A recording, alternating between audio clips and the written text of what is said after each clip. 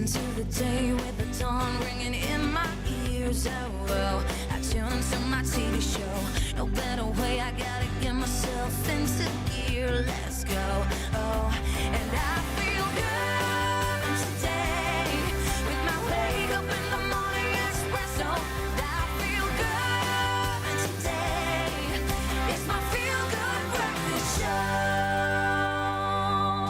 Welcome to your Feel Good Breakfast Show. This is Expresso. You're live at S3. And if you're not feeling that good today, this is why you came today, because it's Health and Wellness Tuesday on your Feel Good Breakfast Show. And we're all about keeping our finger on the pulse when it comes to our health. And this morning we shed some light on what monkeypox is all about and how to notice the signs and symptoms. No need for alarm. I think the information is critical for you to get to know as we continue today. Now, it's also time for another episode of Ingram's Skin Sessions, where we talk about thought-provoking topics with a panel of experts. And today we will be unpacking how it's okay not to be okay. And as you know, with mental health being a massive focus globally, we have to focus on that today. It's health, it's wellness, and it's the most fantastic show that you've ever seen in your entire life, all the way through until 9 a.m. Thanks a lot for joining us. And of course, you're going to keep the number 063-408-8863 handy. And G is going to tell you why. What's up, my brother?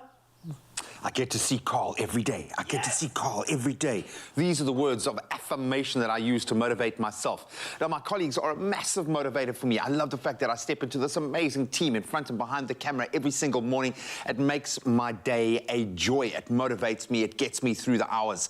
What motivates you? That's what we want to hear this morning. So as we open up the lines on our WhatsApp line and, of course, all of our social media platforms, we want to hear from you guys this morning. What are your daily words of affirmation to get you through the day? When the chips are down, when you feel the energy is low, when you're right on that line, what do you say to yourself to pick yourself back up again and charge forward? We'd love to hear from you. 063-408-8863 is the WhatsApp line to use. Drop us a voice note, get your 5 minutes of fame. Otherwise, start the conversation on our social media platforms, and we'll keep it going for the next 3 hours, for the next 24 hours, because we love staying connected to you. So I hope you're feeling refreshed and ready to attack your day. Let's give you something to talk about today with those news headlines. Thanks a lot, G. And talking about words of affirmation, you're going to need those as we continue in the national headlines. Eskom has yet again warned that its system is constrained and that stage 2 rolling blackouts could be instituted at short notice from 4 o'clock this afternoon to midnight during this week. Now, the utility says this is again because of breakdowns and delays in bringing some generating units back online. Eskom suspended its rolling blackout over the weekend due to an improvement in its generation capacity. It implemented rolling blackouts last week. They went up to stage 4 and were later reduced to stage 2.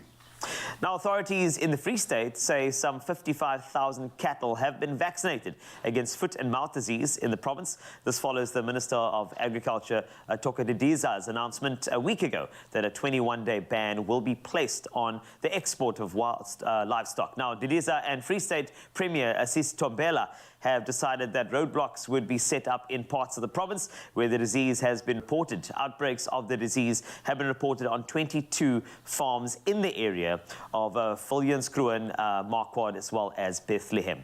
Now, on to international news. Millions of Angolans head to the polls tomorrow. The governing party, the People's Movement for the Liberation of Angola, the MPLA, is facing stiff competition from the opposition National Union for the Total Independence of Angola, or UNITA, led by Alberto Costa Jr. Incumbent President João Lourenço has pledged to continue with his anti-corruption crusade and wishes to boost and diversify the ailing economy. Pan-African Parliament President Chief Fortune Charambira says this is an important moment for Angola.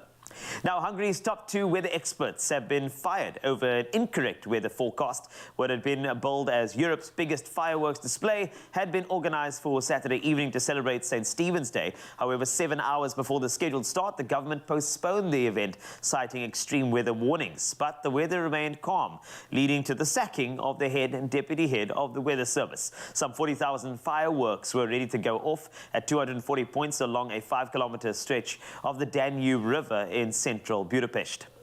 And South Africa is amongst the most multilingual countries in the world. At least 35 languages indigenous to South Africa are spoken here, 11 of which are officially recognized in its constitution. But in addition to these 11 official tongues, you can find a smattering of other languages in SA as well. Language activists now wish for one of these languages, the Namasan language, which dates back thousands of years, to be taken up in the school curriculum of certain areas in the Northern Cape. Their aim is to safeguard the continued existence of the San languages, many of which are on the brink of extinction. Now, moreover, they intend to develop learning materials and a colorful Namasan English and Afrikaans glossary, an app, and the YouTube videos are also being developed to get youngsters to learn the languages a bit faster. Project coordinator Gerard Damara said the project would help the language not to go extinct. He said, and I quote, "It's important for us to harmonize all of the San and Khoi languages, and the languages must come under one umbrella. And from that, we will move forward as a united front." That's a wrap of your news for now. And talking about a united front, I guarantee you G's going to have all those details for you right now on the sport.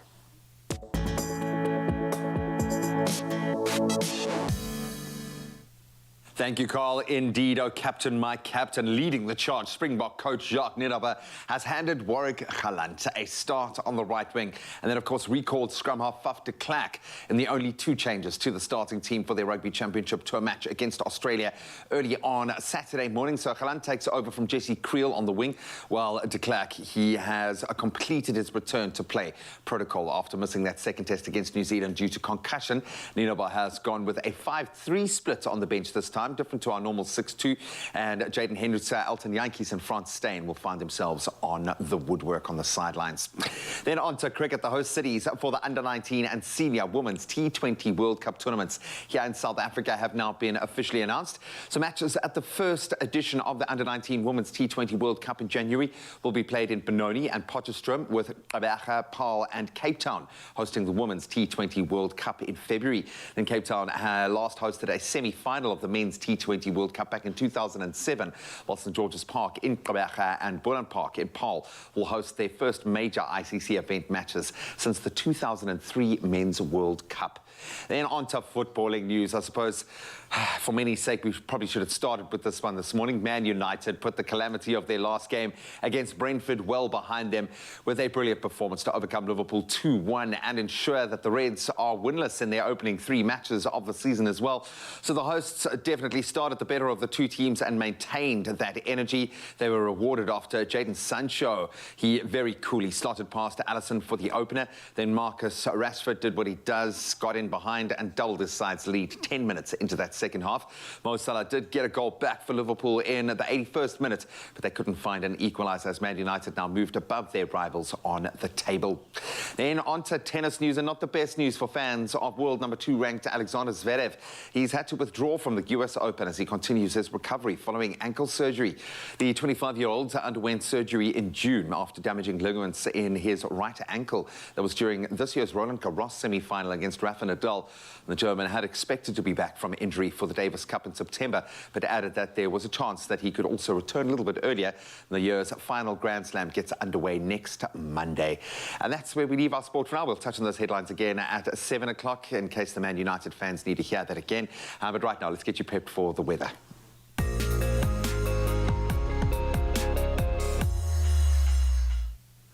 Thanks a lot, G. Let's take a peek at the weather today. And starting with weather news, the South African Weather Service has issued a yellow level 2 warning for damaging waves, resulting in localized damage to coastal infrastructure and coastal users potentially being swept off rocks, such as rock anglers, which are expected between Alexander Bay and Plettenberg Bay this morning. The Weather Service also warned of extremely high fire danger conditions, which are expected over the interior of the Namakwa district in the Northern Cape, the Matsakama municipality in the Western Cape, and the David Kruiper and Kai Garib local municipalities of the Northern Cape. Meanwhile, there's great news regarding dam levels in and around the mother city, which form part of the Western Cape water supply system.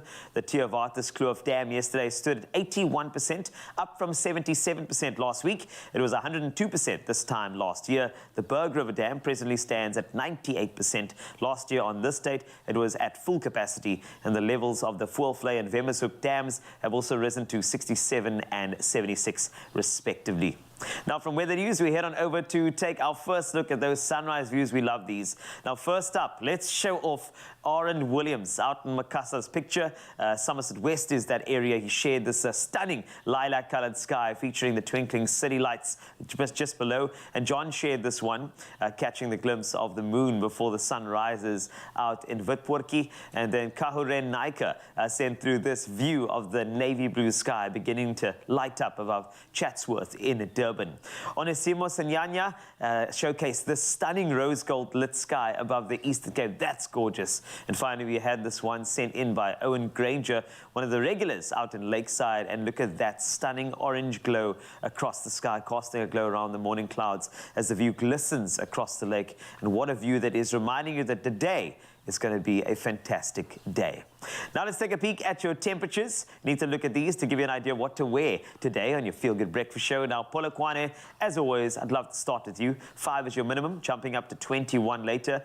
Bombela, you'll start at 9 and you rise steadily to 21 degrees Celsius. Pretoria, 8 is your minimum and you jump to 21. Johannesburg, your top is 90 degrees Celsius from a low of 7. Mahikeng, 8 to 23 today.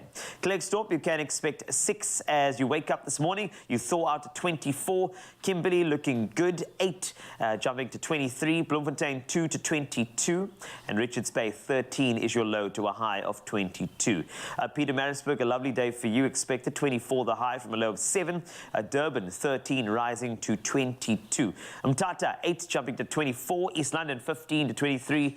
Cradock, you can expect 25 as your high from a low of 5. Gqeberha, you've got 13 of the cards as you wake up. 22 later. George, 16 to 25. Cape Town at 12, rising to 24.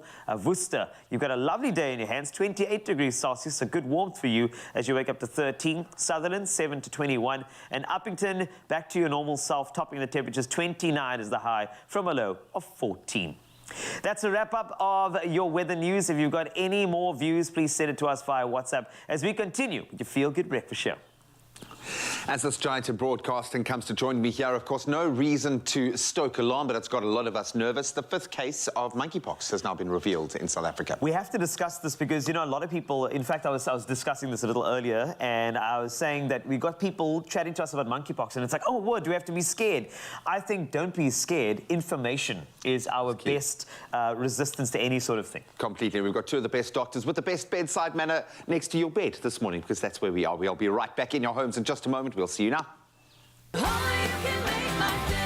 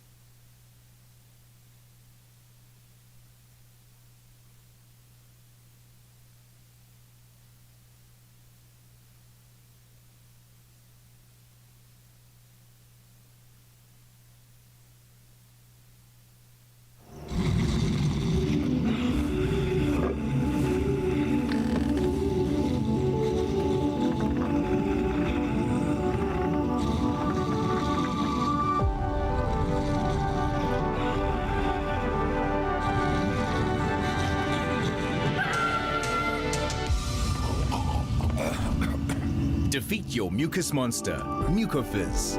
Loosen mucus and phlegm for clearer airways. Brought to you by Pharmacodynamics. It's my feel-good breakfast show.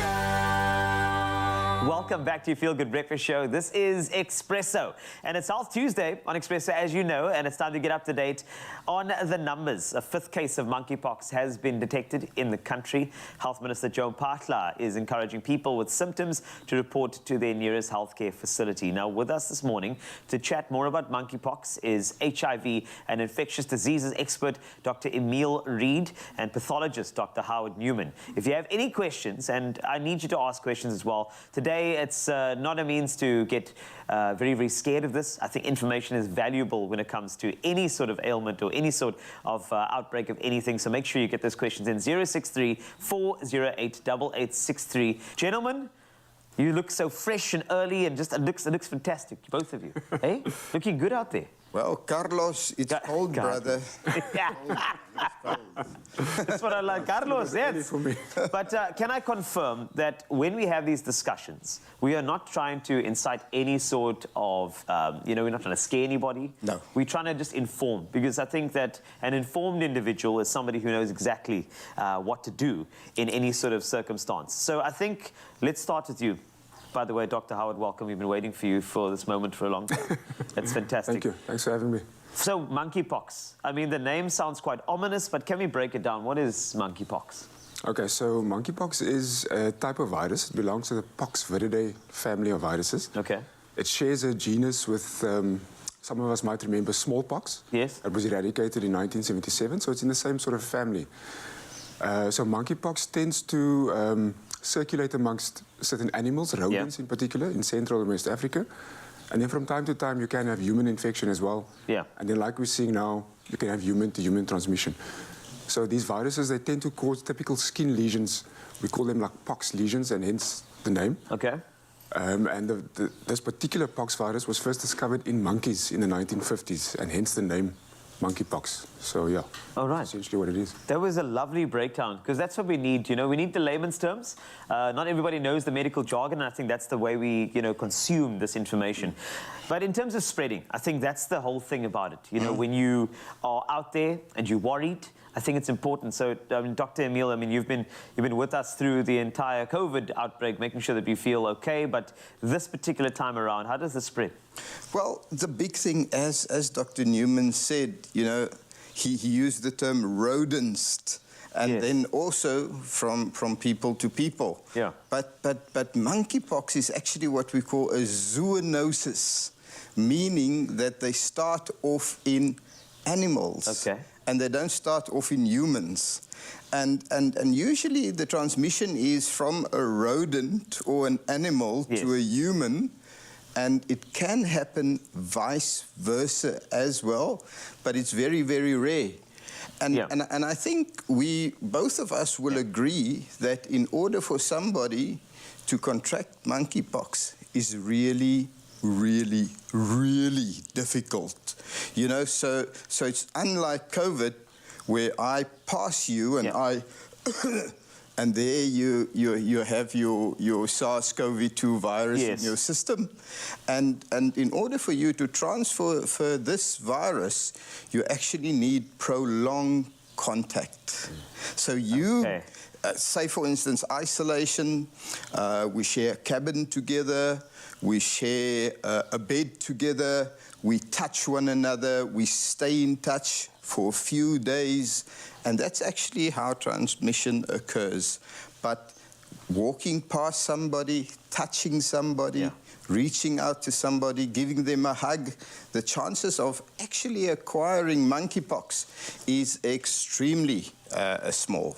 Just to jump over to another question, because, this is the one that we always asked you, especially throughout the past 2 years, but are we going to go through a vaccine rollout again? Do you see this as the health minister makes, some announcements around a fifth case?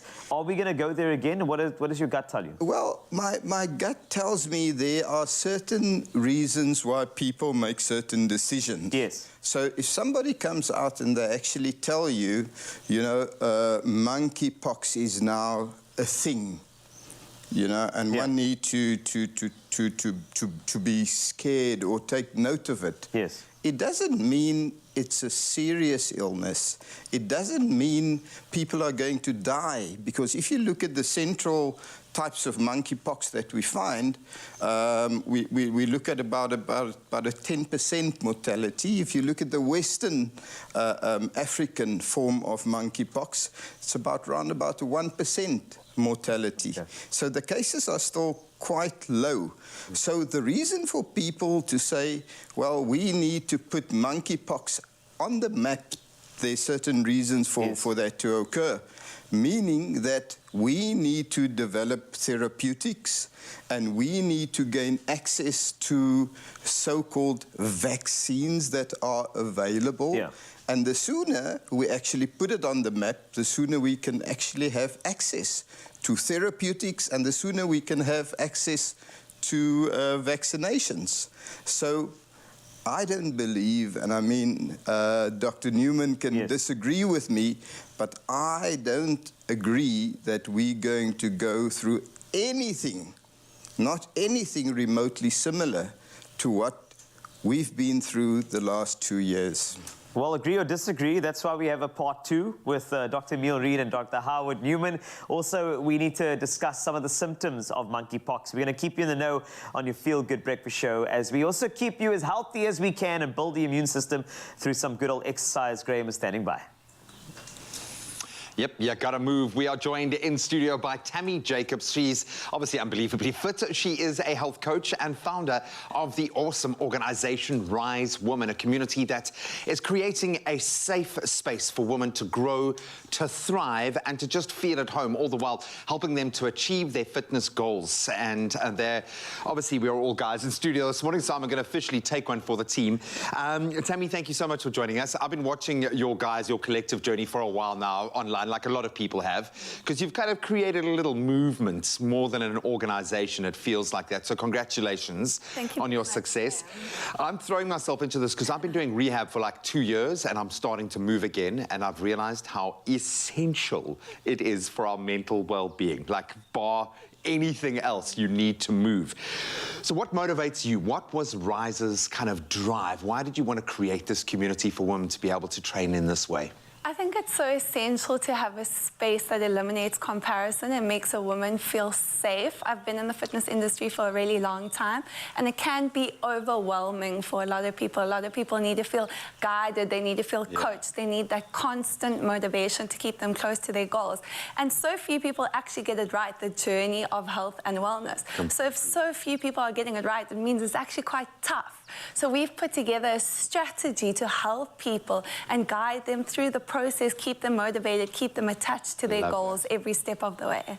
I love that. So you don't have to deal with the comparison constantly, but you get the community. It's the best of both worlds. All right, so I've procrastinated enough. That was my best attempt to keep us... Got a little flow for us, so it's nice and easy. It's the basics. We're going to do a big step forward, so a lunge, back knee to the floor every time and up, and then over to the other side, lunge. So just 2 lunges, okay? Then we're going to walk it forward. This is an inchworm to the front of your mat, all the way back and stand up. We're going to do 2 of everything, so it's nice and easy to follow. And again, hold it forward and then 2 push-ups. And you'll have to excuse me, I'm like a doe. And 2, walk it back, stand up. Can we do that again? 2 lunges from the top. Let's go, lunge. And other side. And walk it forward, that's an inchworm. We're gonna do 2 of these, so back and step up. Am I keeping it easy, Graham? I'm loving that. And again. I say easy. Everything feels a little bit shaky to me because my proprioception is so bad. Hold it forward, 2 nice push-ups, all the way down. These are not men's push-ups, these are push-ups. Ladies, exactly. Push-ups are push-ups. Take it back. Stand up. Let's do it 2 more times from the top. Lunge. Putting together some of our favorite movements into a bit of a flow, so the whole body is working down. Why? All the way forward. Why do a flow? Why use that? Because I believe in movement. all of your muscles working at the same time. So that's functional fitness, preparing you for life, preparing you to move better. 2 push-ups. 1, 2. Take it back. And we're going to go 1 more time from the top, but we're going to do 4 this time. So lunge. 3 more. How are we feeling? Right, actually. 2 more. Getting some burn. Walk it forward. And I can feel the sweat kicking in, but that's lovely. You And want to back. move in 3 the more. morning. Can you feel your core working as you go down into this position? 2 more, and then we're going to do 4 push-ups. Sure. Is everything Good on? work. It is, hey? Last one. This is an activator. Sure. And 4 push-ups. And nice. Take it back and up, and we can build it just like that. You want to do 6 of each? We will give 6 a go. Come on, right last now, I'm push. going to do it. I love the fact that we are doing functional fitness because I really do believe that form follows function. That's You it. need to move in your body, do things that it naturally wants to do, and also stuff that's enjoyable. I love what you guys are doing. How can people connect with Rise quickly? Connect with us on Instagram. So Rise Women, we've got challenges, we've got events coming up. We like bringing women together as often as possible because they thrive in community and learning from each other. So we've got so many spaces. Check it out because we've always got something new coming up. And for our fitness offerings, Rise Studios on Instagram because we're opening a studio soon. Champion. We're going to chat a bit more about that later, but brilliant, brilliant, brilliant way to start the day and get moving. Stay with us. So we've got another workout coming your way, but let's give 6 a shot. Let's go. Okay, awesome. Let's go. 1. Nice big step back, knee to the floor every time. 4 more. 3. Nourish your skin with Ingram's Moisture Plus, enriched with triple glycerine. For 48-hour intensive moisture. New look Ingram's. Your skin, your brave.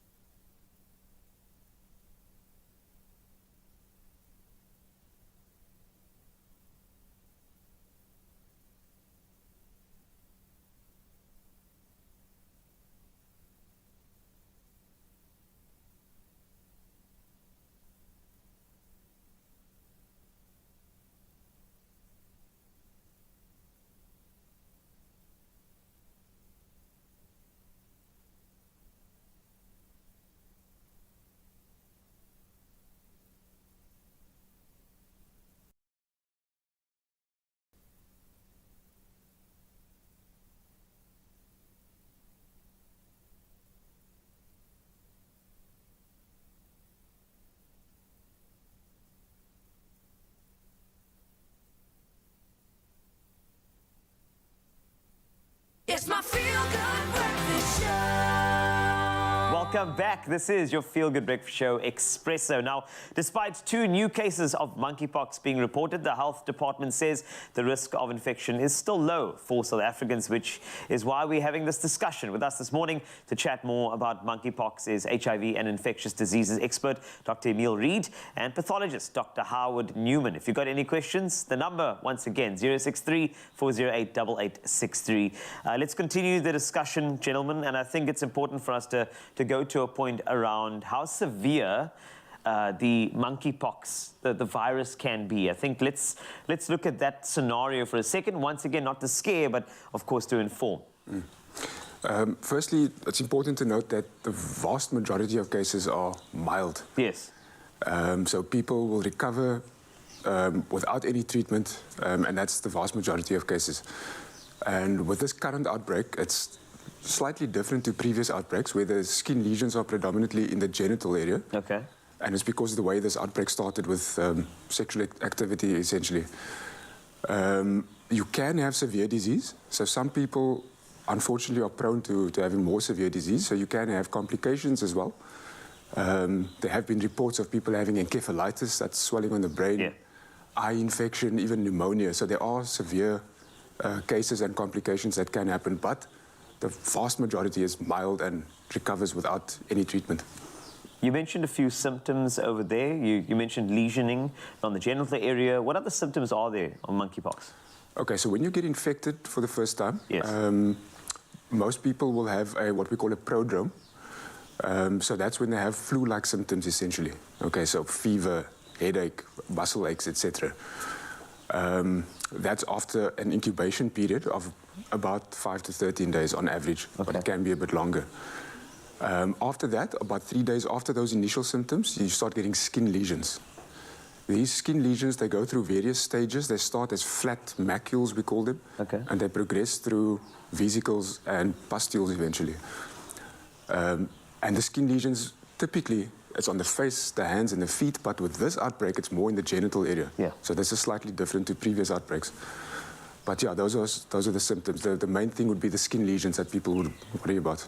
Yeah. Brilliant. Now, the thing is, we're also here to answer some of your questions. That's why we have the experts on the couch. Jocelyn has this voice note that has come through. Let's take a listen to her. Good morning, my Expresso family and the medical team. I just want to thank you so much for the vital information in connection with the monkeypox. Thank you so much. Have a blessed day. Thank you, Jocelyn. Our gardens. Bye. That was Jocelyn, just in case you didn't hear that. That was Jocelyn just saying thank you so much for giving us a bit more details on this as well. Simon Gila, you're next. Good morning, good morning. Can I please ask if monkeypox is contagious? Okay, no problem. We'll actually get to that question in the next couple of moments. So please don't worry about that. We've got you covered. But before we get on to there, let's look at a global level. Dr. Emil Reid, the WHO has said this is a health emergency. Is that a precautionary measure that they're taking? Yes, absolutely. And I think the main reason for them to actually take that stance is to get people to be informed. Yes. And I mean, as you know, how I feel about it is when we educate people, we actually empower them. And when we share our knowledge, we actually empower them even more. So that's the big reason. And then the second thing, it's all about money. So if we declare something a health emergency, it means that there's going to be a budget for research. There's going to be a budget for the development of new vaccines. There's going to be a budget for the development of new therapeutics. So causing something a health emergency doesn't mean that we're all going to die. Yeah. And that's usually the reason why people actually call it a health emergency. And I think I just want to add something to what Howard said earlier about the genital lesions. Yes. And myself, being in the field of infectious diseases and also particularly sexually transmitted diseases, just to make it clear, monkeypox is not an STD. Monkeypox is not transmitted sexually. It's not transmitted via seminal fluids and any of these things. Okay. The reason for monkeypox to be transferred and transmitted is because of prolonged contact. So monkeypox is not an STI. And you know, when we talk about STI, it usually is accompanied by stigma, and stigma. And that is why people sometimes, when they think that they have monkeypox, they're going to be stigmatized. Yeah. Purely because it's considered to be an STI. So I just wanted to make it clear that monkeypox is not an STI. Thank you for doing that. In the last few months, since monkeypox have been around, you know, I have seen numerous cases of query monkeypox. People consulting me, they think they've got monkeypox. Yes. They think they've been in contact with people who have monkeypox. And I've also verified this with my colleagues at the infectious diseases department at Groote Schuur Hospital and also at Tygerberg Hospital. And we are yet to have a positive test for monkeypox, with a majority of the skin lesions either being due to what we call herpes viruses or varicella viruses, which is the brother of the herpes viruses, or other types of viruses like enterovirus. So up to this point in time, all the cases that have come forward of suspected monkeypox have not been monkeypox. Well, I think this is quite important to let you know there is a part 3 of our discussion, and I want Dr. Howard Newman to jump in with testing a little bit later. So if you are looking to ask any questions, 063 408 8863. We're happy to take your questions on your Feel Good Breakfast Show as we get on to something in the kitchen. Oh, something in a kitchen that's definitely going to put a smile on your dial, because here's the thing, I'll tell you this, free of charge, okay? There's a perfect drink for all of life's best moments. Trust me, there is one. A refreshing 100% crush packed with goodness. Not just that, also 100% flavor. That's what I'm talking about, okay? Good morning. And speaking of the best moments, Nondumiso is here to share some of her best moments from her recent travels, because the Queen has been traveling over here, over there, and everywhere. And Nondumiso, welcome back. It's good that you are back. Thank you. I'm excited to be here. And you're looking fresh, radiant. Oh, thank you. I'm trying. Well, today you're showing us something really interesting as well, which I hope you really have been sort of getting into during your own travels as well. How did you end up creating or being inspired to come up with this, or I suppose develop this, what is it, croque monsieur recipe? Yeah, Tell me about it. What is it? So the croque monsieur is basically a sandwich. It's a French sort of a sandwich made with this bechamel sauce. So if you're going to join me here, we're going to make it together. So we're going to start off by spreading the bechamel sauce. It's a mother sauce of French cuisine, right? Yeah, it's made with roux and white milk, as well as some herbs. Okay, Nondumiso, I mean, you are really such a modest queen, because I like how you almost very gently just move past the fact that you have just come from Paris. Well, it was Paris, right? Not Paris, right? No, it was. No, tell me for real. Yeah, no, I had a wonderful time. Well, actually, Paris is going through a bit of a difficult time at the moment, but it was wonderful. I ended up having this lovely conversation with this wonderful lady. Her name is Manushi, and we actually had the croque monsieur together in Paris, Berce station. Okay, well, stop bragging. Enough, enough. You look stunning, and on all those pictures that we've seen there, it certainly does look like you had the time of your life. But it must be good being able to travel again, connecting and making new friends as you go along, right? Yeah, it's really good. That was one of the tough things about COVID, the restrictions and not being able to move around. And really, what's life without a little bit of exploration and adventure? Did you sign your name alongside somebody else's name on a little padlock, and you put it there saying it's love forever? Did you not? No, it was a solo trip, which is the best kind, of course. I really absolutely enjoy. There you go. I really enjoy traveling by myself. It was absolutely lovely. All right, so take me through our layers, because what I have seen there is that there is plenty indulgence, lots of cheese. Let's go through each layer. What have you got there? Yeah, so you want to start off with the bechamel sauce, and then you want to layer that with the Gruyere cheese, which is a hard Swiss cheese or French cheese, and then top that off with some of the Parmesan. Add a layer of bread, of course, right? And then you want to add some more cheese to the bread. Because you can never have too much cheese. That's what I always say. Okay. Then, of course, you want to, you would have preheated your oven to 180 degrees, 200 degrees, in fact. And then you put this on the baking sheet into the oven and let it bake. You want it looking like that when it's all done. I mean, look at that. That's definitely the type of sandwich that's going to be saying, eat me, you want to eat me, you know you should. And I am going to give it a try. So I love that you've gone out to Paris and come back with some cuisine inspiration on Nondumiso. What do you think of the flavors over that side? Because the French, they're full on flavor, right? Yeah. I mean, of course, I wasn't in Paris for very long, but I absolutely just enjoyed the simplicity of some of their dishes. Of course, it depends on the restaurants that you go to. I ended up having mostly Italian food because really, when you're traveling, you see how globalized the world is and how much of other parts of the world you're experiencing while you're in a particular location. I love that. What I love more is that you've brought us such a spectacular recipe. This is really stunning, and it tastes amazing. It's so rich.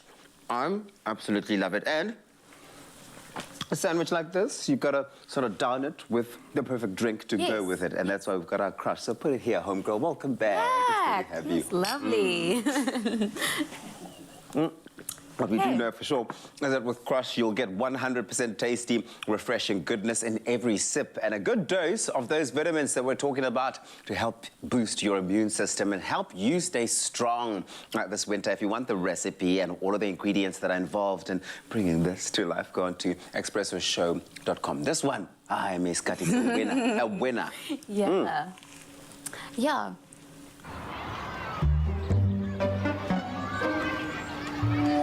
I'll swap my cake and my car for a Crush. Sure? 100%. Yes. 100% tasty, 100% goodness. Made with love by Clover. Only you can make my day.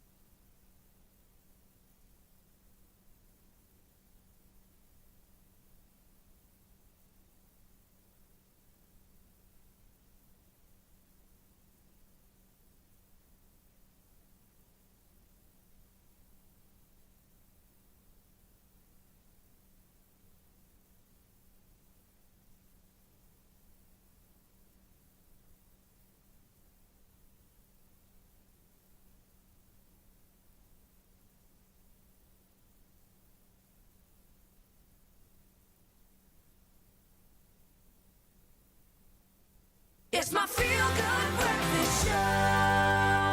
Welcome back. I'm glad you stayed there. It's Expresso, and we are wrapping up our discussion this morning on monkeypox with Dr. Emil Reid and Dr. Howard Newman. Now, all the reported cases in South Africa have been mild, with the first 4 patients having recovered while the 5th is in recovery. This is your last chance to ask our experts any questions regarding monkeypox and send through your WhatsApp voice notes to 063 408 8863. Now, we have a little voice note that's come through as well. Portia, you have a question to ask? Good morning. This is Portia from Gabega.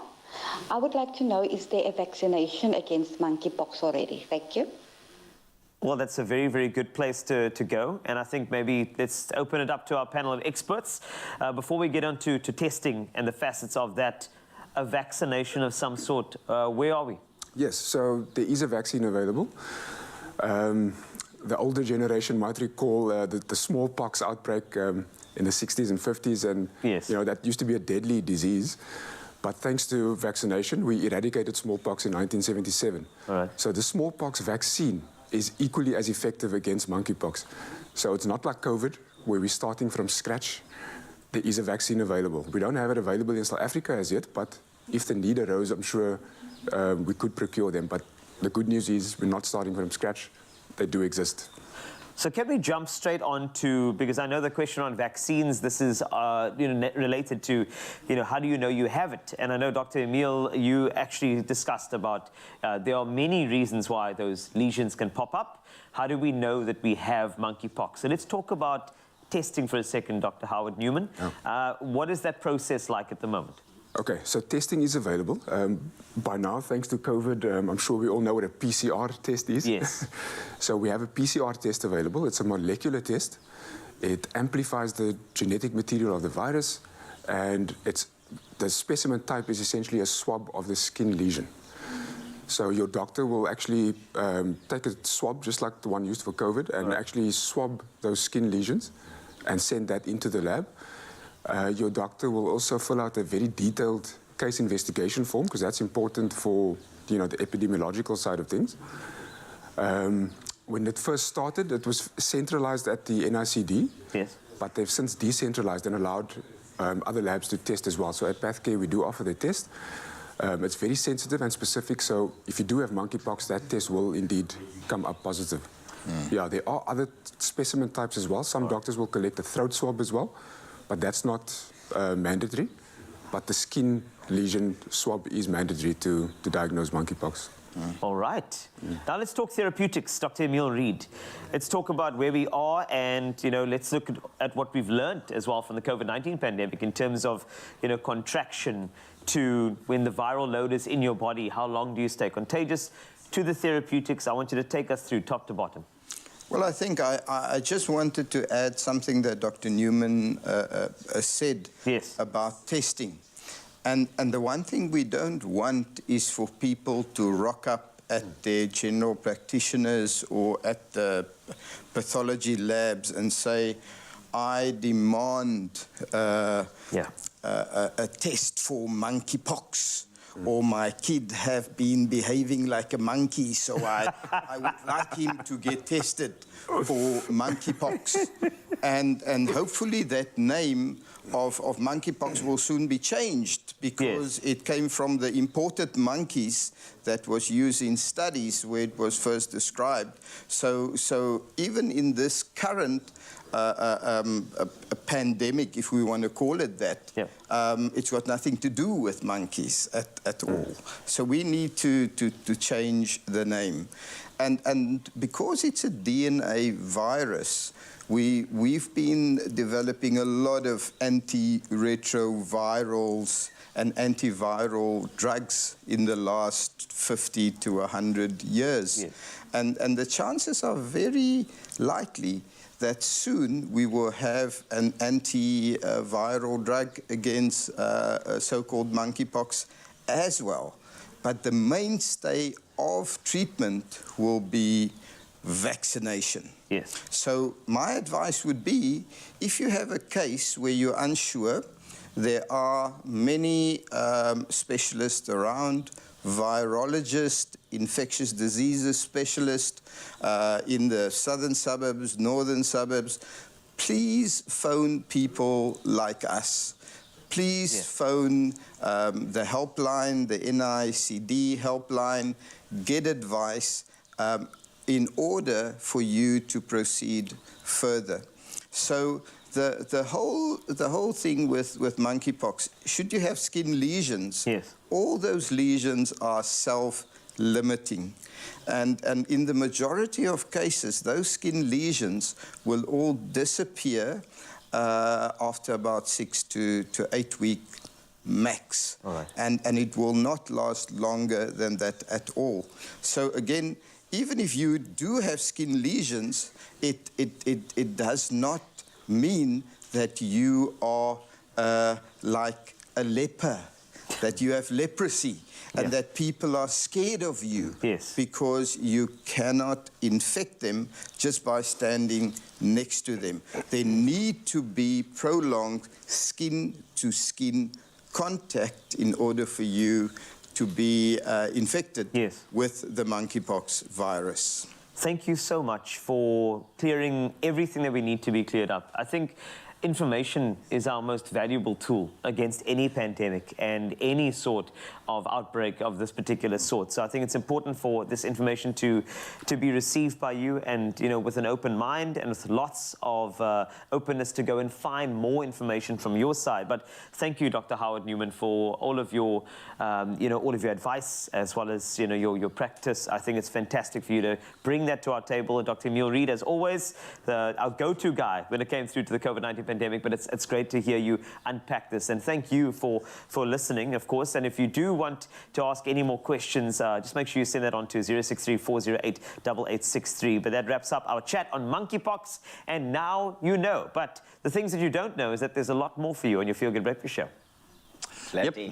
From those two amazing doctors working on the front lines to, I suppose, their right hand, the pharmacists, those that are also out there engaging with our communities. And, of course, this is one of our favorite features called Pharmacy of the Week. Yep, we shine the spotlight on them. It really is all about acknowledging those incredible people. They work on the front line every day. We know we can count on them. And this is our way of saying thank you. Thank you to those brave healthcare workers, proudly brought to you by Adcock Ingram OTC. They are the sponsors of Brave. Let's take a look at this one. Let's meet this week's Pharmacy of the Week is Marble Hall Pharmacy in Mpumalanga. Our pharmacies are on the front line of healthcare.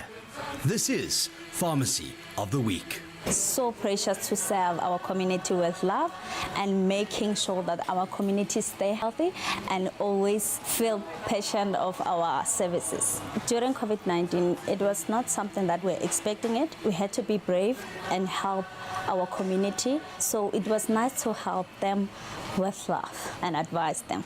Me and our team were very brave, because waking up and coming here and saving our community, we had to be brave. And even though it was not an easy thing, but we put the smiley face and a patience and a love, because we had that love for our community. We wanted our community to be a better community. Pharmacy of the Week, proudly brought to you by Adcock Ingram OTC, sponsors of Brave.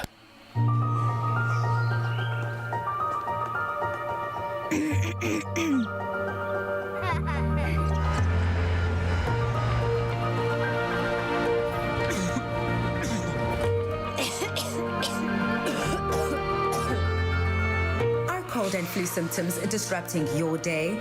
Adcock Ingram self-medication offers relief. Available without prescription. Adcock Ingram OTC, adding value to life. I love that. So whether you live in Hammanskraal or wherever you are, you know how much you rely on our pharmacists. So we say thank you. Yep, we do appreciate you indeed. And thank you very much to Adcock OTC, sponsors of Brave.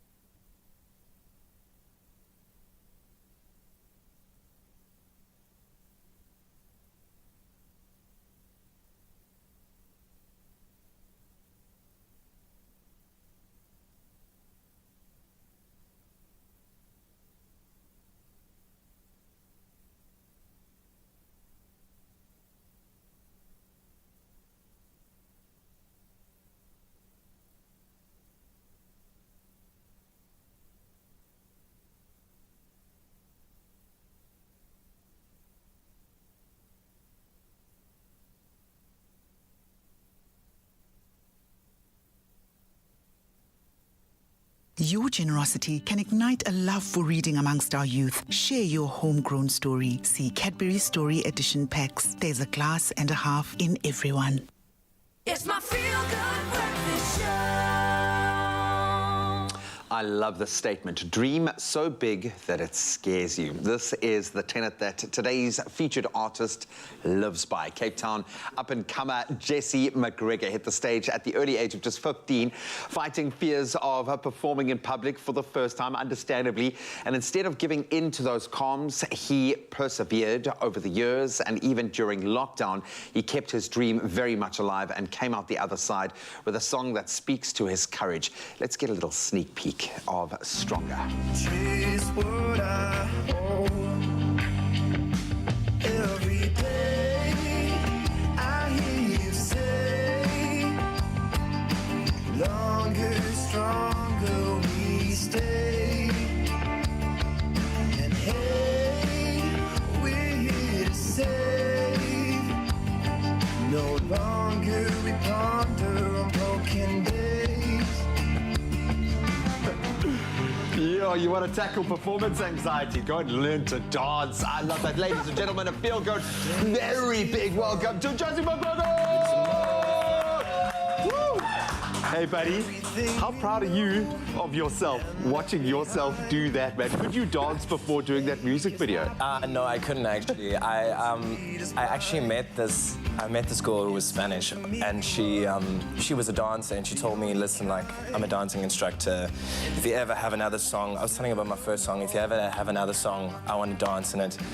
Then I landed up contacting her after a while and spoke to her, and I told her to get like a dance partner, and then she eventually said, you must dance with me. You must be that man. And started teaching me. So it was a week and a half, 2 weeks of intense You nailed it, bro. You embody the spirit, and as someone who can't dance and had to learn to dance, I get you, guy. I know how difficult that is. Congratulations. I love the fact that this post-COVID kind of mushroom boom, we're seeing so many young artists getting their break now, earning their break now, maybe is a better way of saying it.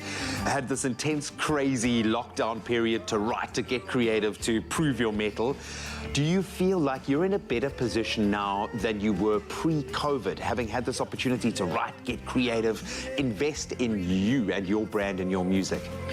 Yeah, I definitely think so. I believe it because most of the time I've always been working and hustling and doing this, and we're always trying to chase the next thing. But in lockdown, I had no choice. We just sit down with my guitar, and you know, with finances and everything else, I was just like, let me just chill, learn, watch every YouTube video available on writing music, and see what I can find out. Well, it's paying dividends, my friend.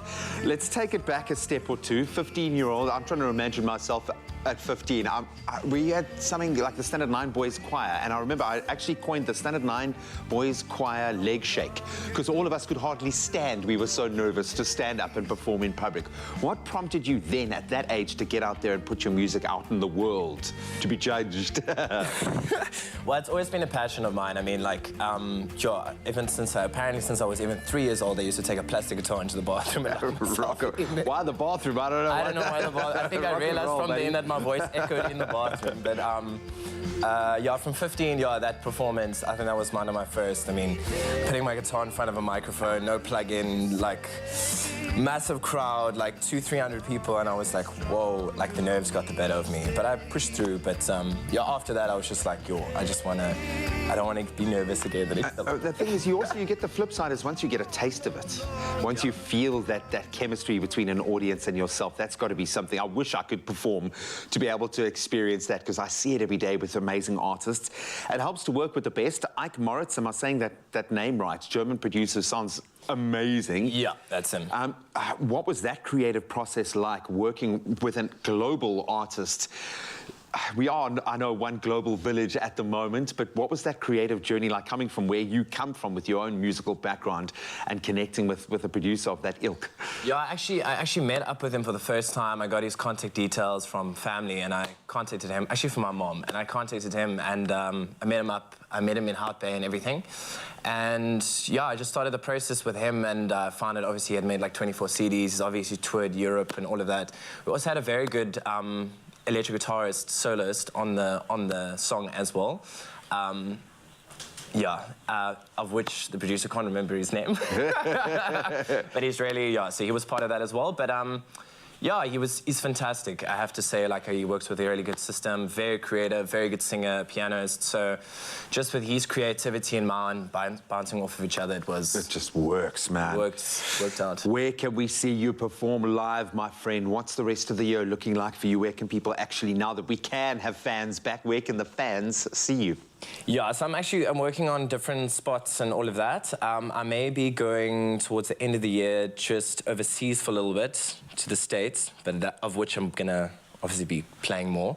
But then towards the end of the year, yeah, I'm figuring out different locations. I've got some different contacts, so we'll push your social media platforms and make sure people stay connected with you, and there will be a lot of new fans after today, I guarantee you. I've got to ask you this, it's quite an important one, and you seem like someone who kind of goes straight towards the thing that scares him more than lets him over or let it overcome him. What are those daily words of affirmation that you use? What do you say to yourself when the chips are down, maybe when the creative juices aren't flowing, when you get the performance anxiety? What do you say to yourself to motivate yourself? Well, I was actually just having a chat with the other girl, Nana, about actually feeling like you, that feeling that... no, what I just wanted to say is my affirmation I do every day is actually practicing gratitude. I love that. I try and like add a new thing every single day just to get my mindset right in the right place and just practice what I'm grateful for, and anything else that comes after that is just a blessing. Buddy, that's exactly what I do on my way to work every single day, bro. No, completely. And it's amazing how it can turn the table, because there are things in your life that you can be incredibly grateful for, like a talent like this. It's ridiculous, and you're going to see it perform live. I want to say it's for me, but it's not. It's for you. It's just for you guys at home, so stick around. He's not going anywhere, but let's get you prepped for the day ahead with a couple of talking points here, the news headlines. Yep, and it's for all of us. It's going to be a beautiful one. Thank you very much, Graham, for that one. It's just gone 7 o'clock. Time for us to take a look at those news headlines. Starting off here at home in South Africa, the Eastern Cape Department of Health says that it cannot yet release the final toxicology report on the victims of the Enyobeni tragedy to their families, because health experts are still busy analyzing it. The Deputy Director General, Lita Matiwane, says that experts from the department recently received the report on the death of the 21 young people in Scenery Park in East London from a Cape Town lab, and the loved ones of the victims are insisting on answers about the investigation, which they say is taking place way too slowly. Staying here at home in South Africa, Eskom has yet again warned that its system is constrained and that stage 2 rolling blackouts could be instituted at short notice from 4 o'clock this afternoon to midnight during the week. Now, the utility says that this is again because of breakdowns and delays in bringing some generating units back online. Eskom suspended its rolling blackout over the weekend due to an improvement in its generation capacity. It implemented rolling blackouts last week, and they went up to stage 4 and were later reduced to stage 2. Now, taking a look at news making headlines abroad, news from the US in particular is that the 2022 Liberty Medal will be awarded this fall to Ukrainian President Volodymyr Zelensky. The National Constitution Center announced yesterday that Zelensky would be honored in a ceremony in October for what it called his heroic defense of liberty in the face of Russian tyranny. Now, Zelensky has also been the recipient of awards such as the Ronald Reagan Freedom Award, and honored by the governments of the Czech Republic, Latvia, Lithuania, Poland, as well as Slovakia. And now millions of Angola news-making headlines in Angola, they head to the polls tomorrow. The governing party, the People's Movement for the Liberation of Angola, that's the MPLA, is facing stiff competition from the opposition, which is the National Union for the Total Independence of Angola, UNITA, led by Adalberto Costa Jr. Incumbent President João Lourenço has pledged to continue with his anti-corruption crusade and wishes to boost and diversify the ailing economy. Pan-African Parliament President Chief Fortune Charumbia says that this is an important moment for Angola. Now, heartwarming images that have captured last week, were captured last week, they really have captured our attention too as well. They show Bolivian firefighters in South America rescuing an antita while trying to really put out a blaze that had been sweeping through protected areas in the country's east for days. They found the wee animal severely injured in a bush that had been raised to the ground and rushed it to a vet surgeon for medical assistance. Now, we ran into this animal, said firefighter Victor Hugo Sanchez, and I quote, "It was badly injured and suffering, so we brought it into town so these good people could tend to it." Now, wildfires raged through last Thursday night and left many hectares of terrain destroyed across 3 different protected areas in that region. And annual forest fires in Bolivia have intensified in recent years. In the first 10 months of 2022, officials said that fires in Bolivia's Santa Cruz area raised an area twice the size of Jamaica.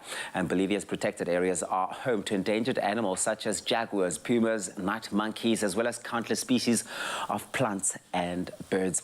Well, that's where we leave it for now. The next update will be in just over an hour. Let's see what's happening in the world of sports. Here's Graham.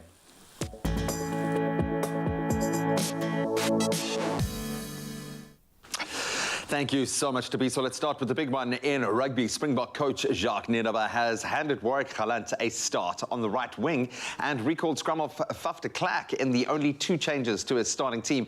That's for the next Rugby Championship Tour match against Australia earlier on Saturday morning. So Galant takes over from Jesse Creel out on the wing, while de Klerk has completed his return to play protocol. That was after missing that second test against New Zealand due to his concussion. Now, Nienaber has gone with a 5-3 split, a change from the 6-2 on the bench, and that features Jaden Hendrickse, Elton Yankees and Frans Steyn on the woodwork.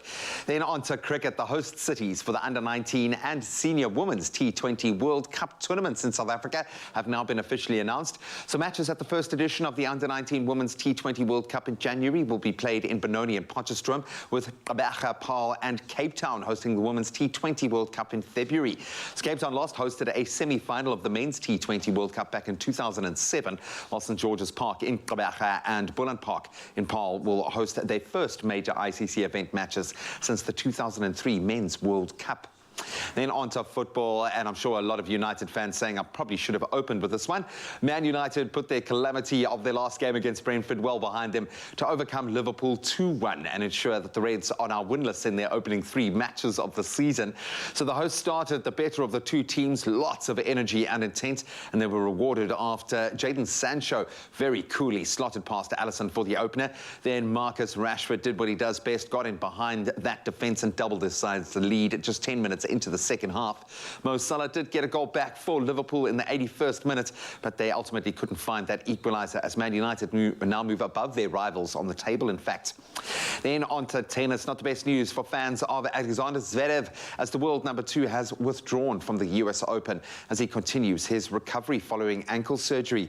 The 25-year-old underwent that surgery in June after damaging ligaments in his right ankle during this year's Roland Garros semi-final against Rafa Nadal. The German had expected to be back from injury for the Davis Cup in September, but added that there was a chance that he could return a little bit earlier. Of course, this year's final Grand Slam in Flushing Meadows gets underway next Monday. Well, that's where we leave our sport for this hour. Let's see how the sport out on the roads is shaping up. Give you a dose of traffic before you hit the roads.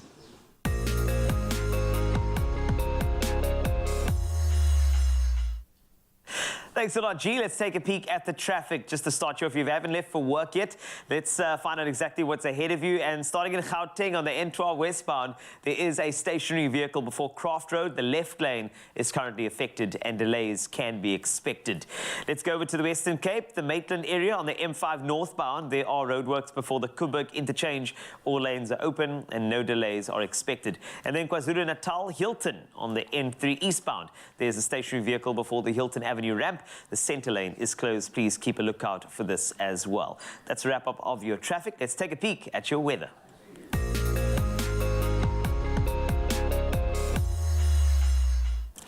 Now, starting with weather news for you over the past months, we've had numerous reports on wildfires destroying trees and even forests all over the globe.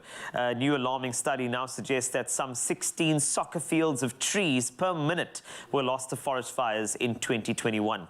Data from Global Forest Watch suggests that worldwide, the amount of tree cover being burned has nearly doubled in the past 20 years. In 2021, the second worst year of fires on record, an area the size of Portugal was lost. The impact impacts of fire-related losses are being felt primarily in forests in countries such as Canada and Russia.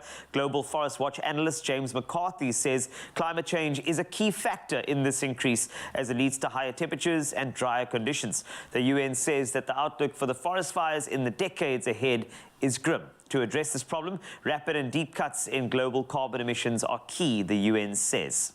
Now, from climate change, we head on over to take a look at those beautiful sunrise views that we need to protect. For our 7 a.m. sunrise, we had this one sent in by Louise G. Cherry, showcasing this gorgeous array of colors across the sky from orange to deep purple, while sharing this from her kitchen that's out in Maybury Park, Alberton. Next up, Nancy Governor, good morning to you, out in Pennington, KZN, sharing this beautiful snap of a breathtaking view of the sun rising above the ocean while taking her morning walk. Pat Mangobane in Foshville snapped this beautiful shot with vibrant purple hues radiating from behind the trees from outside a back garden. And finally, we had this one from Justin Evans out in Mgloti Beach, KZN, who is starting his Tuesday morning with a stroll on the beach while the sun starts to rise. Such an incredible way to start your day. Thanks for sharing, and keep it coming on the WhatsApp line 063 408 8863. Let's take a peek at your temperatures on your Feel Good Breakfast Show and everywhere else in South Africa. Starting in Polokwane,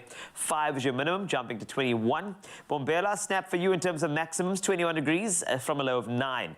Pretoria, 8 to 21 today. Johannesburg, 7 is how you start, 19 a tad later. Let's go over to Mahikeng, 8 rising to 23 degrees Celsius. Klerksdorp, 24. Kimberley, you top at 23 from a low of 8. Bloemfontein, 2 to 22 for you. Lots of 2s in that temperature today. Richards Bay, 13 to 22. You have around a 25% chance of rain in your area, partly cloudy. Pietermaritzburg, 7 to 24. Durban, 13, rising to 22. Umtata, your max is 24 from a low of 8. East London, 15, jumping to 23. Cradock, 5 to 25 degrees Celsius today. Gqeberha, 13 to 22. George, 16, rising to 25. Cape Town, you top at 24, and that's from a low of 12. Worcester, 13 to a very summery 28 degrees Celsius for you. Sutherland, 7 to 21. And Uppington, as always, you bring the heat, 29 degrees Celsius from a low of 14. That's a wrap up for now when it comes to weather news, of course, sunrise views and some weather details when it comes to temperatures. But there's another update for you in 1 hour. Let's take a peek at what else you can expect in your Feel Good Breakfast Show. Morning, Nancy Governor, and all of our regulars sending through the photos. Thank you so much. I wonder what Nancy says to herself when she does her power walk in the morning. But she's got to have something to say to herself if she's taking photographs like that, right? I know, and because it's got to be a very motivational thing, because she does it every morning. And I love the fact that we all have these rituals that get us through the day, that inspire us, that maybe kind of take us to another level. So we put it to you guys this morning. What are your daily words of affirmation to get you through the day? What are yours? Jesse and I were chatting about it earlier. I use gratitude a lot. But it's more of a notion, a feeling of like, if it makes me scared, I go straight towards it. And you channel. Well, let's take a listen and hear what everybody else has had to say to us this morning on our WhatsApp line. Our very first voice note. Hello. Good morning, awesome Expresso team. Good morning. Mrs. Nirmala Devi Mudlia from Kamas. My affirmation for the day would be, watch your thoughts, your emotions that leads to your active performance for the day, only to keep the positive vibrations and energy flowing so that you have a fruitful day, and at the end of the day, put your head on that pillow and have a restful night. Stay blessed. I love it. She's got it clocked, eh? Got it figured out. I want to have you say words of affirmation to me every single morning, just the sound of your voice. I wonder if she could be an app. We've got Quebec there weighing in with a voice note as well. Let's hear. Hi, this is Tandeka. My words of affirmation. I can do this.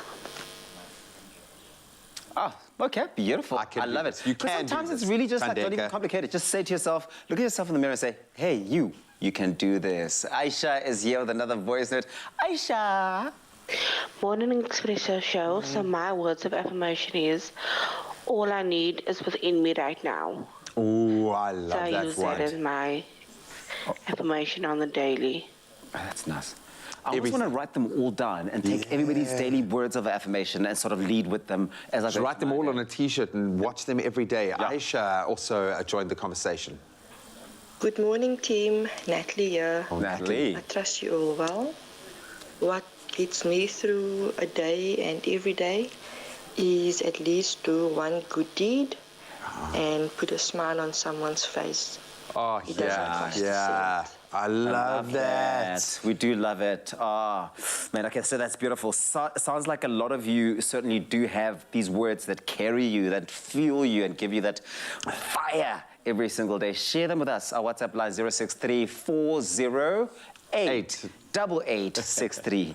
Mine is a Beyonce song. You won't break my soul. You won't break my soul. That's it. Does it come with a march? You won't break my soul. You won't break my soul. You can work on your words of affirmation. You'll see you on the other side. You won't break my soul. No, We'll be back.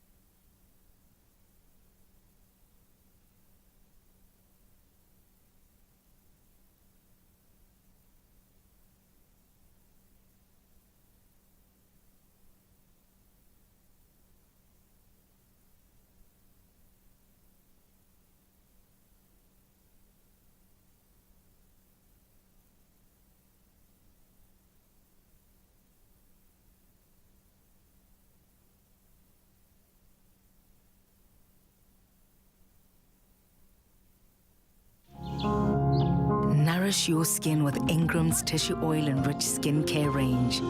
Now with 72-hour rich moisture for radiant, glowing skin. New look Ingram's. Your skin, your brave. It's my feel-good breakfast show. Welcome back to your Feel Good Breakfast Show, and we're in the kitchen, so you know something beautiful is going to happen, and we have our final food destination on Nondomiso's travels. It's Germany, and we are making the humble apple strudel. This easy apple strudel is filled with cinnamon and brown sugar and raisins and more. It's yum. It's crispy, it's flaky pastry that's easy to make and downright delicious. So I feel like it's important to start off. Nondomiso, an honor, by the way, to be in the kitchen with you. This is great. An honor to be with you. This is our first time cooking together. It is. Huh? I don't know. Key moment. They keep us separate because of the energy. It's too much. Too but much. Let's continue with the travels. Germany. Yes. I want to know something that I always want to go. Apparently Hamburg is like a really awesome spot to go. Oh. In Germany. It's like a really cool city. Oh. To go to. Very, very cultural. But where did you go? I was in Heidelberg, yes. But I did also go to Frankfurt. I absolutely loved Heidelberg. It was very romantic, had a very nice feel to it, and it's nice and small. It was very beautiful, okay? And it was nice to explore the food. Of course, when I travel, I try to remove all food restrictions, so I was exploring the German cuisine as well as the vegan cuisine as well. So it was really, really interesting to see how those... German? Yeah, yeah, it was very interesting. Very interesting. Because I know German's really meat forward. It's very meat forward. And all of those things, but... Very meat forward. So, of course, when I went to this quirky German restaurant, then, of course, I had meat. But, of course, when I was going for, to experience the vegan cuisine, I found out that a lot of the vegan restaurants were owned by Syrian people, which is very interesting. Okay. But I had a wonderful experience, and I did have an apple strudel, of course. So why a strudel? Like, what is it? What about this? Because now let's just go back to what you were doing there. You had some apples. Yeah. All right. Were those apples chilling in some water earlier? Did I see that? Just to kind of make sure they don't go brown, right? Well, yeah, we just put them in some lemon water just to make sure they don't go brown. And then you've got some raisins in some flour. Could you use sultanas? I'm getting sexy with it now. Yeah, of course. If it's food, you can always play around. Of course. That's okay. And then you've got brown sugar, you've got the cinnamon going in. Some vanilla going in. Mix it all up. And, of course, it smells lovely. Great. And you are going to be preparing that oh, what, the presentation? The pastry for me. In terms of, so I have a blank canvas here. Yeah. I mean, I can do a lot of different things. I can do a little bit of a wrap, a little schwing. What would you like today? Would you like to slice it along the side? Just leave the center. So the center you need to leave it open. It needs to be solid. So I'm going to go slice along the sides over here, right? Yeah. Like that. Okay, great. Yeah. Just make sure. Fantastic. Yeah, and of course, just a big tip about this is that if you are preparing it at home, you want to actually put the pastry on the baking sheet because it would be difficult to then transfer it onto the baking sheet once you've assembled it, right? Yeah, so the nice thing as well about this recipe is it really highlights how cultures merge within a region. So you've got the apple strudel, and actually the oldest apple strudel recipe originates in Austria.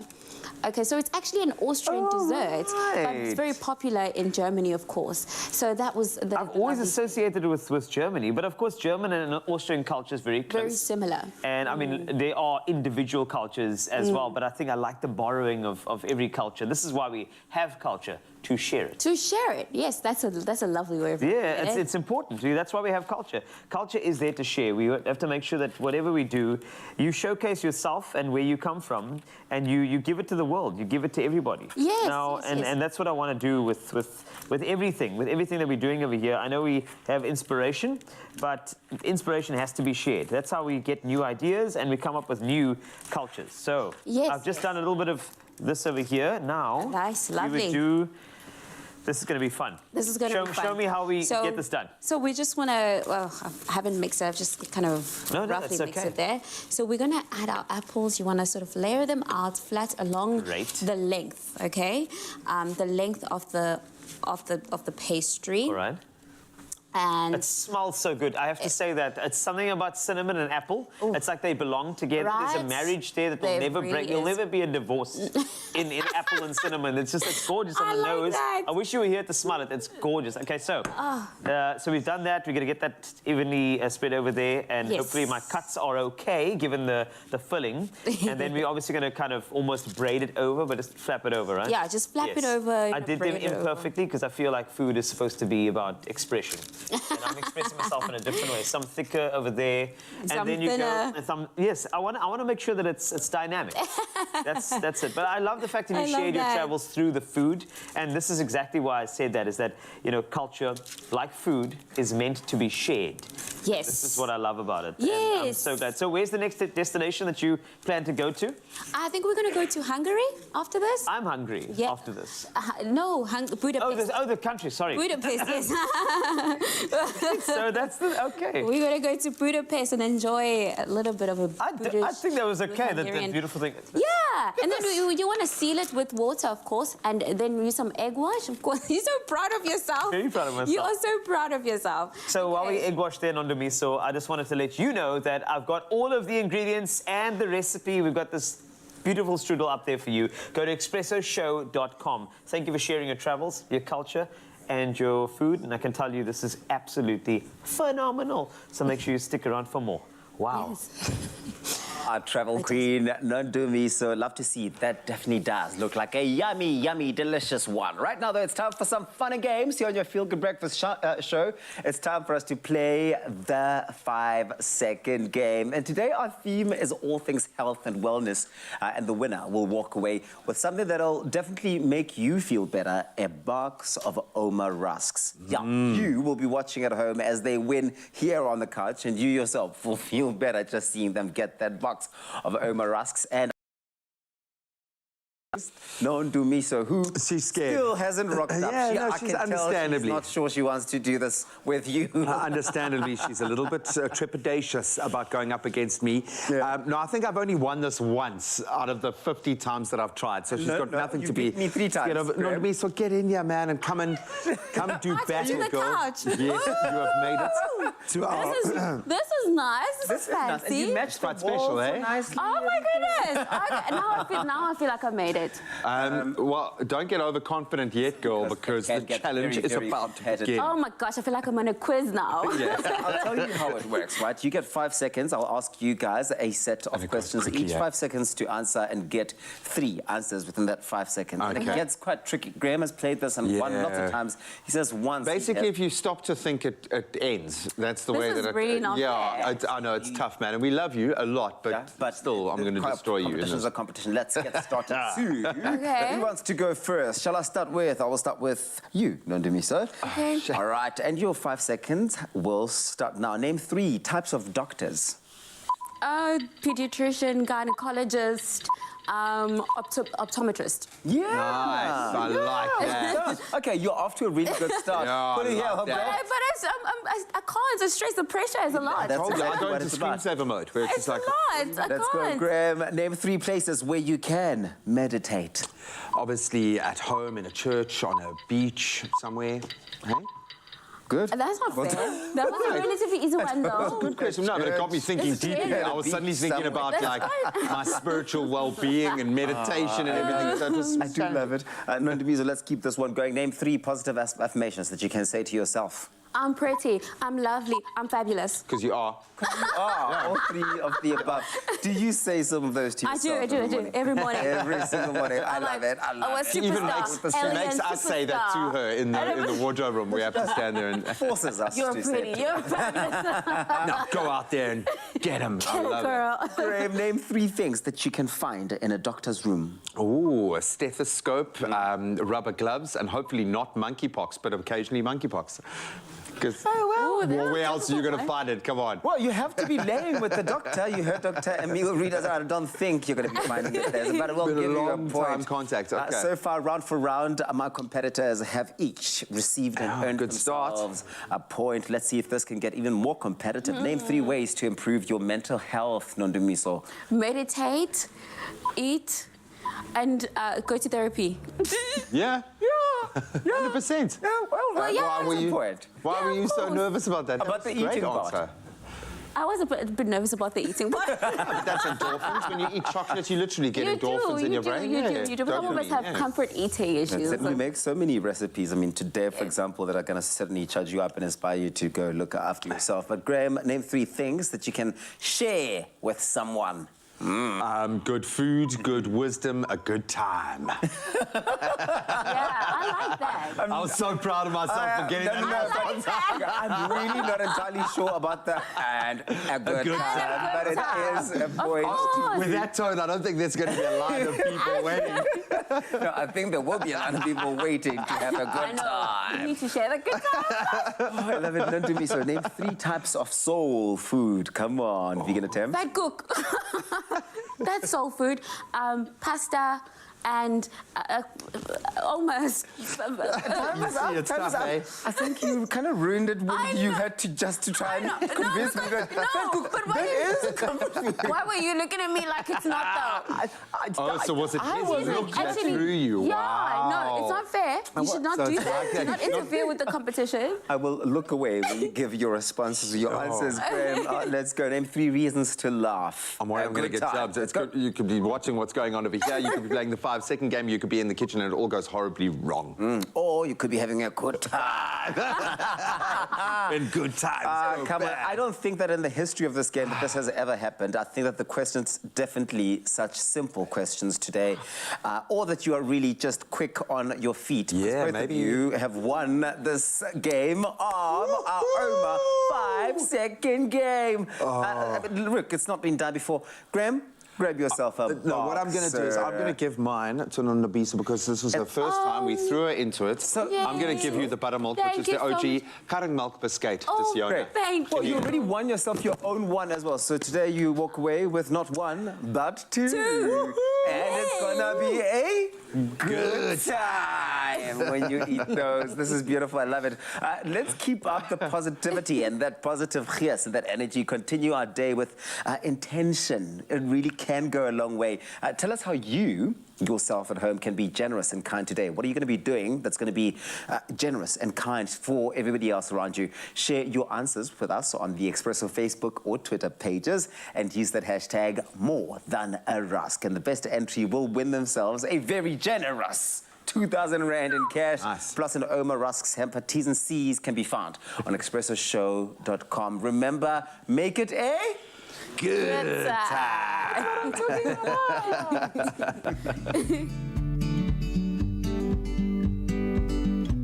There's more in every dip with Oma.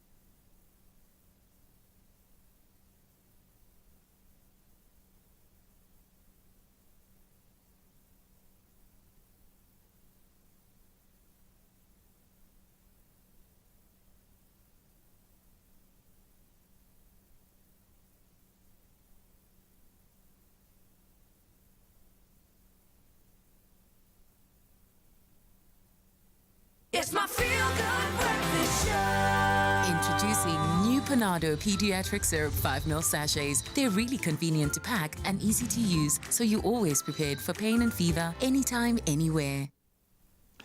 Welcome back to your Feel Good Breakfast Show, and hopefully you are feeling good. I know around this time of the year, sometimes we ain't feeling so hot.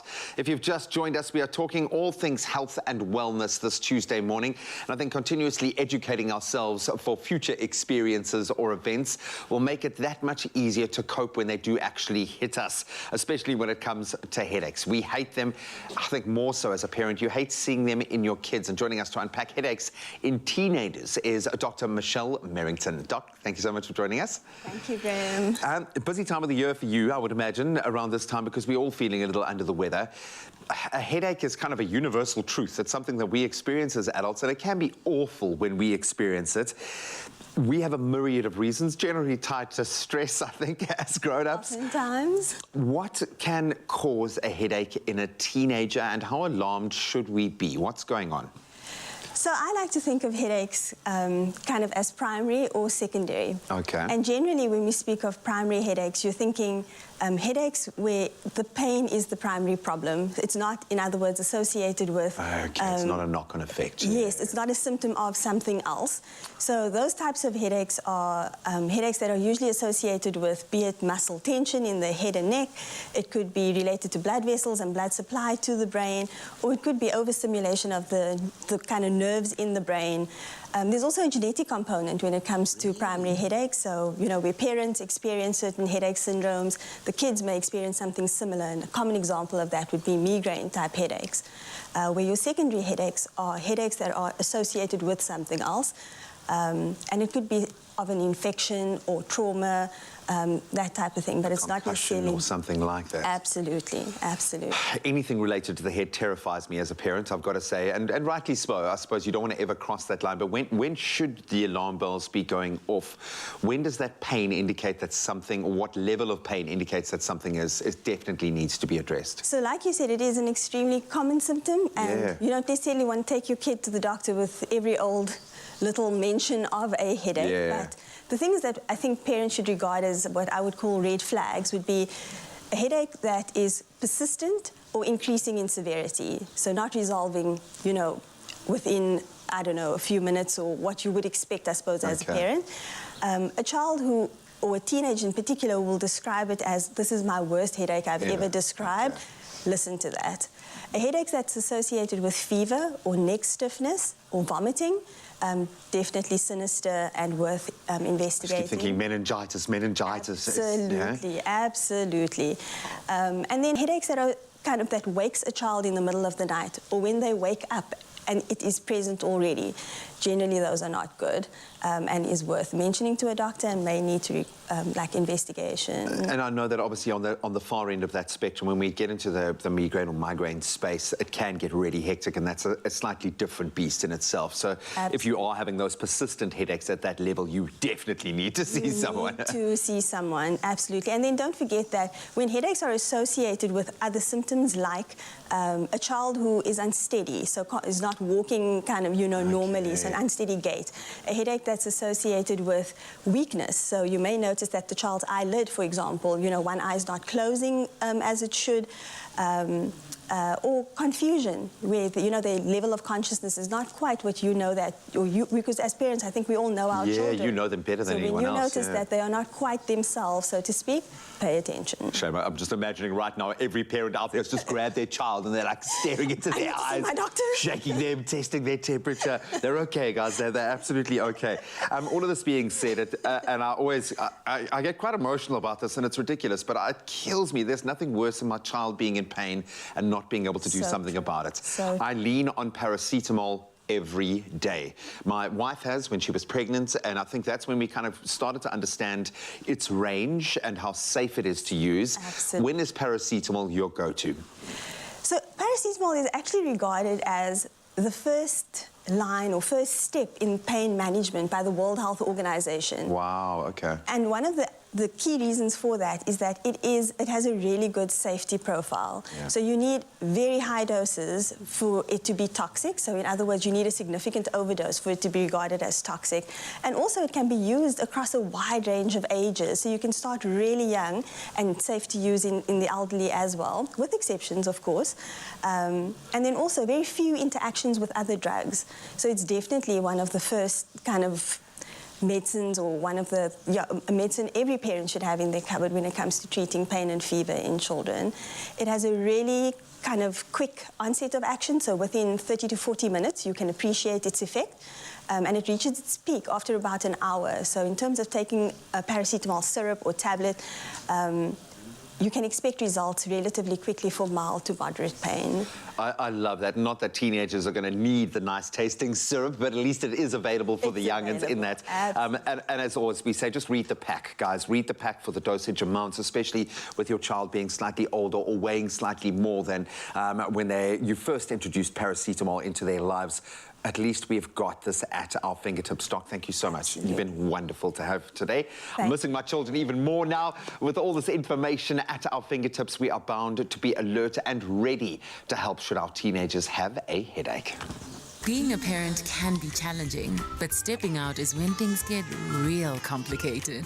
That's why new Panado Pediatric Syrup 5 ml sachets are here to make the job easier. They're really convenient to pack and easy to use, so you're always prepared for pain and fever, anytime, anywhere. Panado, a dose of care.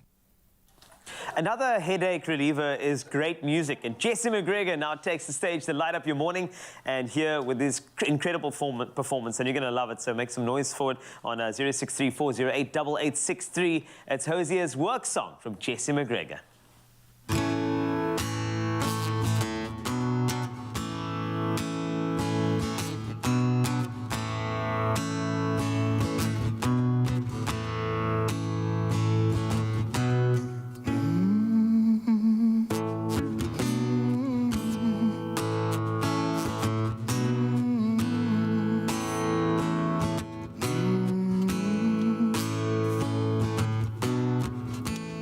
Working on empty, is that the kind of way to face the burning heat? I just think about my baby. I'm so full of love I could barely eat. There's nothing sweeter than my baby. I never won once from the cherry tree. 'Cause my baby, sweet as can be. She gives me toothaches just from kissing me. When my time comes around, lay me gently in the cold dark earth. No grave can hold my body down. I crawl home to her.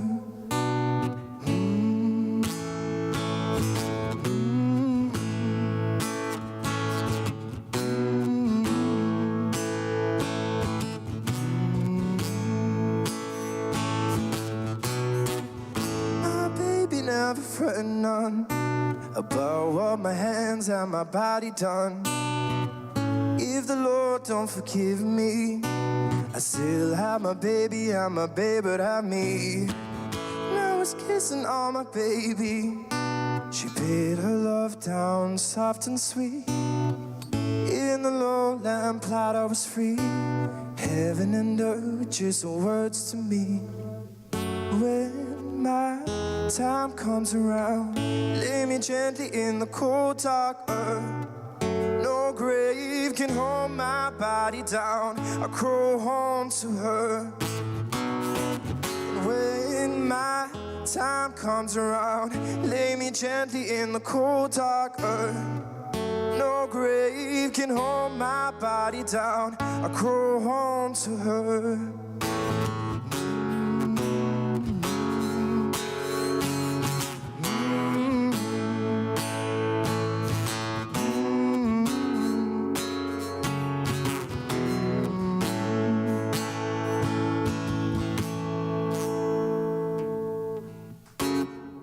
Yes! It's Jesse McGregor. Hosier's Work Song that was absolutely sensational, so make some noise for vocals from the locals. We have so much talent over here. We're going to keep on bringing it to you on your Feel Good Breakfast Show. Jesse will be back on your stage a little later, so don't go anywhere. Oh, you can make my day. take lashes higher. New Revlon Eyes Wide Open Mascara. The curved brush volumizes and lifts lashes vertically for a wide-eyed lash look. Hemp seed oil conditions for healthy-looking lashes. Go higher. New Revlon Eyes Wide Open Mascara.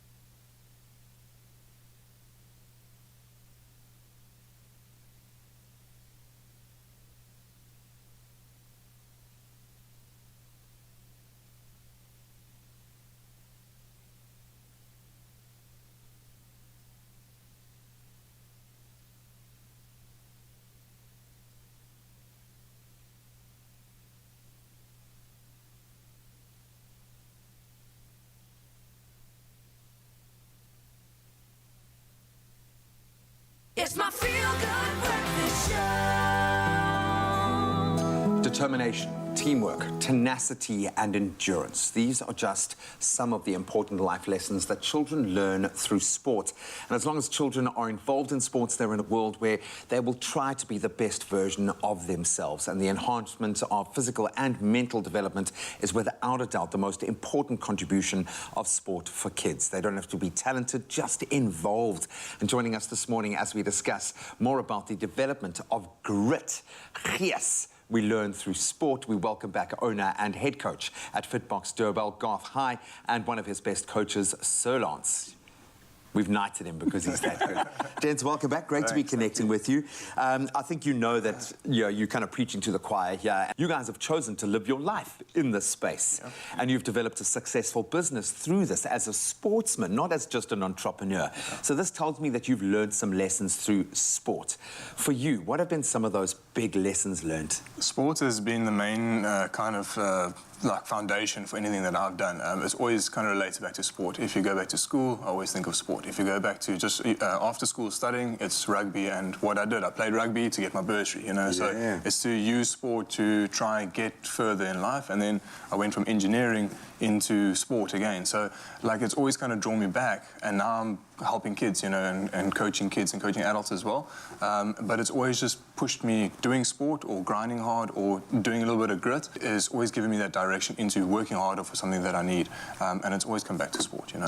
Trust me, as an entrepreneur, you need it. You get kicked in the teeth 5 times a day and you've got to get back up and you've got to do it again.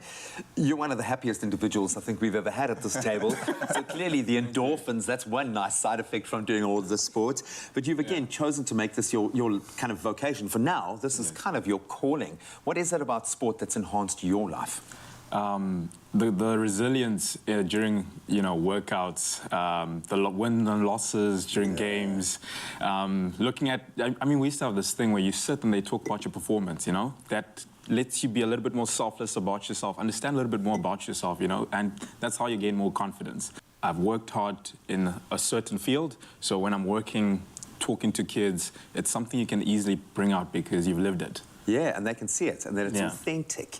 And I think kids are the ultimate lie detectors. You can talk a good talk, but they'll see through it. They need to feel it, and they need to see you actually living that. We can joke about screen time and about the kind of digital age that we're in, and take nothing away from the benefits of those platforms. Yeah. They have a place. but there is this thing called nature deficit disorder that's developed because kids these days just don't get outdoors. They don't get stuck in. Physically, their development is behind. It almost feels like, for me, it's more important now than it ever has been. Yeah. You've now, again, chosen to make this your key focus, working with young people. Why is it so important now? Yeah, we see it day in and day out, and it's because the parents, or we are busy.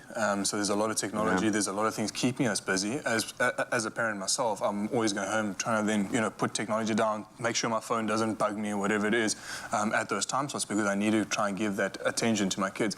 And I think we might also be putting like a little like piece of cotton wool around them as well. We need to take that cotton wool off, let them get a little bit harder, you know, let them suffer a little bit. Obviously, it's your kid, you don't want to let them suffer, but you want to let them just try again. And with them seeing you do some kind of sport or some kind of grinding activity, they're going to say, okay, but mom and dad's doing it, you know, and they're going to try and then follow that. So there's that fine balance, like don't lose out on that technology because it's going to be vital. Yeah, it's part of but their stepping life, back into nature, like you said, and then just taking your socks and shoes off, go walk on grass or go play outside, you know, do that little activity, even if it's 10, 15 minutes a day. And you as a parent, I think, also take that opportunity for yourself as well. Yeah. Get some sunlight, get some vitamin D, and go help your kid do that, you know. And I suppose the nice thing about sports is you can put them at risk without there being too much risk. Yeah. So they can fail in a safe space. They can face these challenges and develop grit. What does it mean in your experience? Grit is understanding what hard work is, and that's through resilience, teamwork, support. You know, as you're entering these tough situations, you've got people with you that are encouraging you. Yeah. You know, you're never alone in a team sports space when you're doing these events, these workouts, or these games with your teammates. You're talking about these things that are going to, yes, stand them in good stead in the future, but you've got to do it right now, in the moment. And that's where I think becomes tricky for me to understand, is how do you get them to understand what grit is and how to overcome that? How do you approach it in your space when you're motivating the little ones? I try to just get them to feel a little bit comfortable in a tough scenario. So we kind of put a workout in front of them, we make it tough but still doable, and then we let them go through the motions, and then we maybe repeat it. We say, guys, listen, you didn't do that too well, you know, this is what you need to do better. So coaching elements are always key. So Lance always does this very well. He has the kids run through a workout, they build a little hula hoop tower at the end, and you see the kids kind of struggling, and then we let them struggle, and then we'll actually start them again. We'll say, guys, let's try again. We'll give them a little bit more advice of building this hula hoop puzzle after a workout when they're tired, and then get them. So that's the nice thing about sport as well. You're doing something when you're tired, and you're trying to do it then better. Because that's life. Yeah. And as you mentioned, it's the tiny little feedback cues you put in whilst they are suffering or struggling, you know, like don't stop, don't give up, communicate, work together. And ultimately, like, the smile at the end, they understand why we put them into that space. So it's always good to see. Yeah. For two gents who are clearly converts, and what has sport given you outside of grit? I think it's given me just the space to think to myself, I can actually now do this. And so in the kind of business world, if you call it, or with some of the guys that I work with or my colleagues, it's to kind of reassure them that you can do it. Yeah. Now, in a business life or in our work environment, I can actually lean on Lance, like, hey man, you need to help me out with this. And he can come to me with any issues, knowing that we've kind of done similar things together, you know. It gives your street cred. And you, why are you so happy, man? How come you are so happy, Sir Lance? I'm so happy because I've literally gone through some tough moments in life, and every single tough moment taught me that I can have a choice to decide to who I want to be, you know? And that choice, that decision, like you're saying, it allows me to know for a fact, whatever situation I get into, I'm able to communicate about it. Every single time, there's always going to be victory, so long you push through. Pick yourself back up again. Yo, need the smiler. Who can do the most push-ups between the two? So he's... I'm just going to say it out. He's beat him in a couple of workouts. I'd say I'd beat him because of the shorter arms. Yeah, that's the only reason why, not because of fitness. Yeah, it's just shortness. Yeah. It's called dad muscle, man. That's literally dad density. You'll get there, man. You'll get there, buddy. I love both of you guys for what you do every day. Thank you so much for stepping onto this platform and sharing some of that love. We need more of this The grit you learn in sport, you keep for life. Simple truth. It's the ability to stick with and pursue a goal over a long period and is as an important indicator of achieving anything worthwhile in life. It transfers to all facets. Really is so important to encourage kids to start that third term healthy, active, and of course, energized in the right way. And remember, the added bonus, you guys stand a chance of winning that Sportsman's Warehouse trolley dash worth 20,000 Rand for both you and your school. All you have to do is simply buy a tin of Nestle Milo and enter the competition by following the instructions on the tin. But you can find all the terms and conditions that apply on their website. And remember to also keep an eye out for the Nestle Milo It's Go Time teams at your local shopping centre. It's go time with a cup of Nestle Milo at breakfast. Give your kids the energy to go further. Milo! Milo! It is go time, and the road to your fitness goals start with healthy habits. And we're here with fitness trainer and extraordinaire, Tracy Maria Perumal from Rise Woman, to take us through another heart-pumping workout. And the great thing is she gave me a memo as to what to wear for it, because we are matchy-matchy. That's the best thing. When you work out with a partner, it's important to connect on an actual wardrobe level. Have I done well, Tracy? Absolutely. Thank you. You see, I got the memo. Now, I know that Rise Woman, we got a launch party coming up. I want to discuss that while we're working out. I want you to give me all the details from there. Is that okay? So sure, no problem. Okay, so today we're doing, apparently you're saying this is going to be a booty burner. That's correct. How does one burn their booty? Show me. Okay, so I'm going to show you today how we're going to burn our booty. Yes, please. Okay, cool. So are we ready? I'm so excited. We all love a birdie. I love. Yes, a booty burning, but yep, yep, that's how it goes. So we're going to start off with some curtsy lunges, Cole. So we're going to go for 3 on each leg, holding your arms nice. Like this. Okay, and curtsy, that's a curtsy lunge. So it's That's basically the curtsy lunge. The king is here. And we're going to say, hi, king. It's nice to meet you. Hi. It's a pleasure. Hello. Doing cool. You're looking I'm good. keeping, thank you. It's good to meet you. So we're doing 6. It's good to meet you. You see, that it's curtsy because I'm like bowing to the queen, Rise Woman. There we go, Cole. So next one, we're going to be doing a jump squat. Yes, I love We these. love squats. So we're going down and we're jumping up. It's so cool. Down. Down. And up. Here we go. Down and up. 3 more, Cole. You can do this. Of course I can. I'm with Tracy Maria Perumal. Of course. It's the best. 1 more. Oh, this is great. Okay, then we're going to get down to a leg raise. So hands down.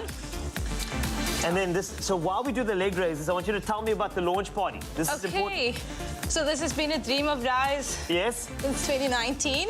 Okay. So on the 2nd of September, Yes? we're going to be doing a bubbles and burn night. Bubbles and burn? Are you Bubbles saying and that burn. there's going to be popping of corks There's going to and be popping of muscles? Of course, Carl, always. That's the best thing I've ever heard. This is the best. And then- Sorry, are we going to just go with the upward dog now?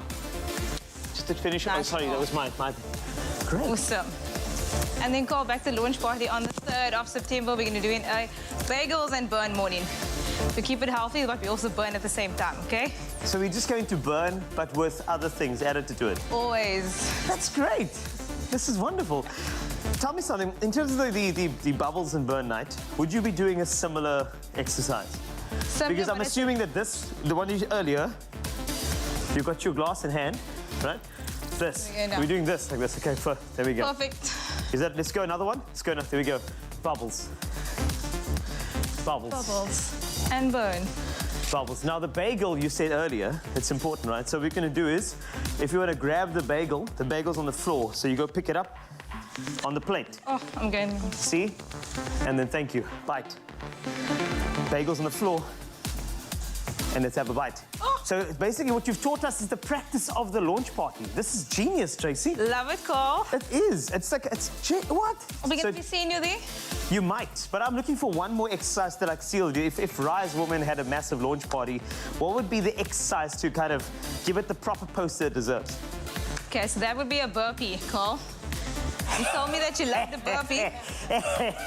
Right. 2 types of burpees, Cole, so you'll be fine. So, look, when you said bubbles, obviously burpee, it makes sense. Okay, cool. Right, let's go for it. We're going to do a burpee. Cool. So we're flat on our tummies.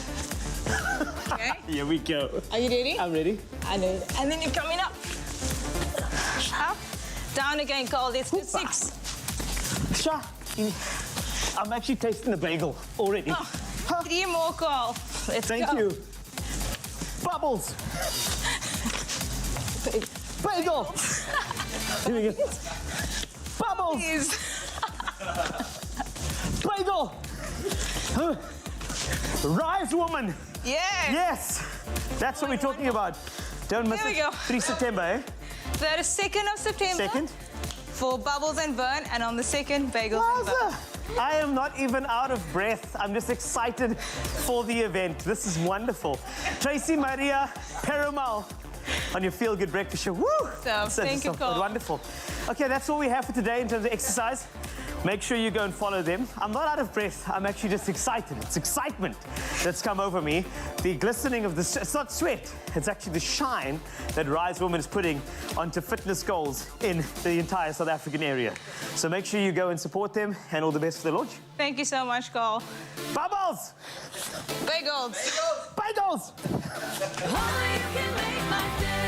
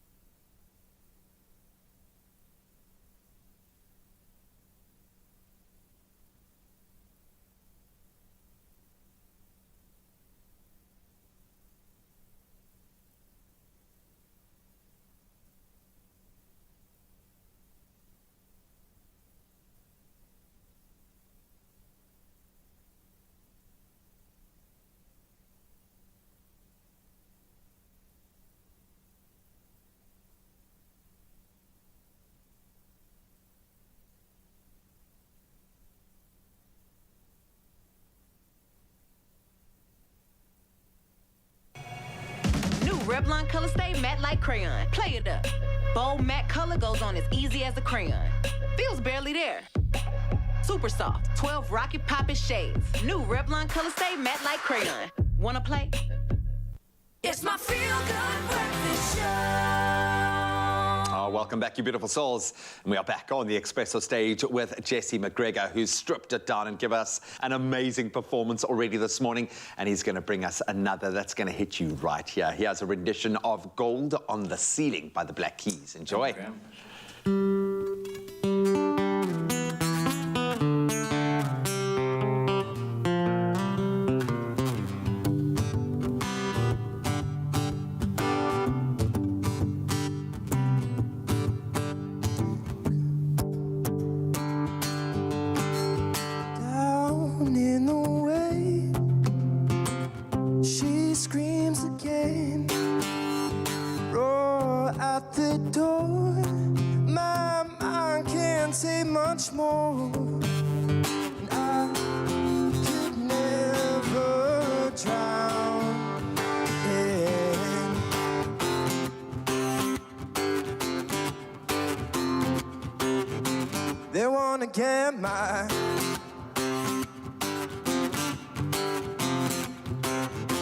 They wanna get my gold on the ceiling. I can't hide, just a matter of time before you steal it. It's alright, there ain't no God in my house.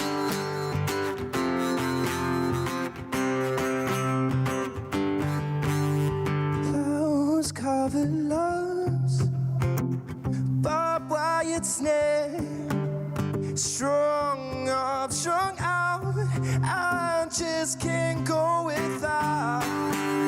And I could never drown. No.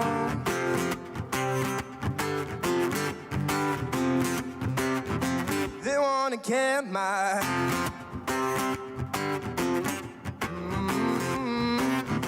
They wanna get my gold on the ceiling. I can't hide, it's just a matter of time before you steal it. It's alright, there ain't no God in my gold on the ceiling. I can't hide, it's just a matter of time before you steal it. It's alright, there ain't no God in my house. Ain't no God in my house.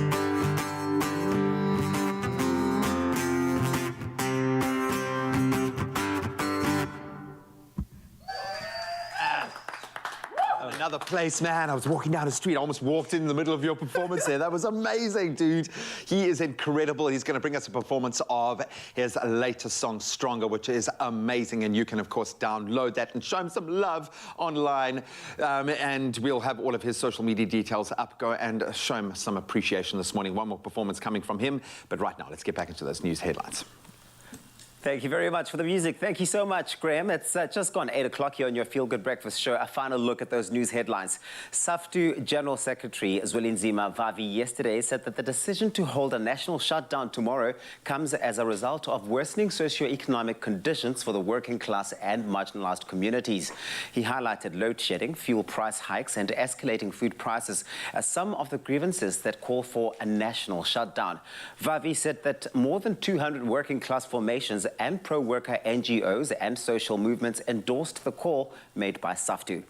Staying in South Africa, the Eastern Cape Department of Health says it cannot yet release the final toxicology report on the victims of the Enyobeni tragedy to their families because health experts are still busy analyzing it. The Deputy Director General, Lee Tamatiwani, says experts from the department recently received the report on the death of the 21 young people in Scenery Park Art in East London from a Cape Town lab. The loved ones of the victims are insisting on answers about the investigation, which they say is taking place too slowly. And now, news making headlines abroad. A new case of the Ebola virus has been confirmed in the city of Beni in the Eastern Democratic Republic of Congo, that's the DRC. The country's National Institute for Biomedical Research said this yesterday. Genetic sequencing showed that the case is linked to the 2018 to 2022 outbreak in North Kivu province, which claimed the lives of some 2,300 people. Congo's dense tropical forests are a natural reservoir for the Ebola virus, which causes fever, body aches, and diarrhea. And the country has recorded 14 outbreaks since 1976. Now, news from the U.S. is that the 2022 Liberty Medal will be awarded this fall to Ukrainian President Volodymyr Zelensky. The National Constitution Center announced yesterday that Zelensky will be honored in a ceremony in October for what it called his heroic defense of liberty in the face of Russian tyranny. Now, Zelensky has also been the recipient of awards such as the Ronald Reagan Freedom Award and honors from the governments of the Czech Republic, Latvia, Poland, as well as Slovakia.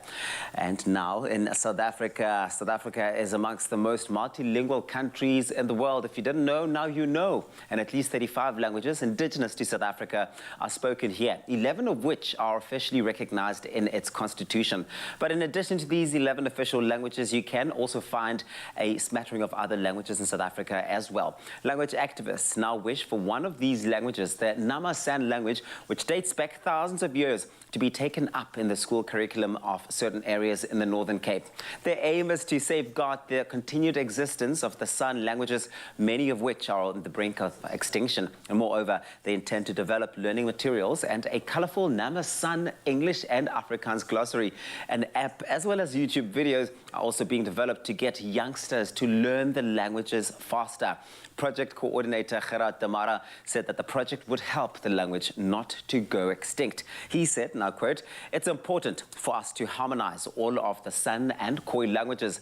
The languages must come under one umbrella, and from that we will move forward as a united front." Hopefully that certainly does go through. Be nice to add another set of languages to our already existing 11.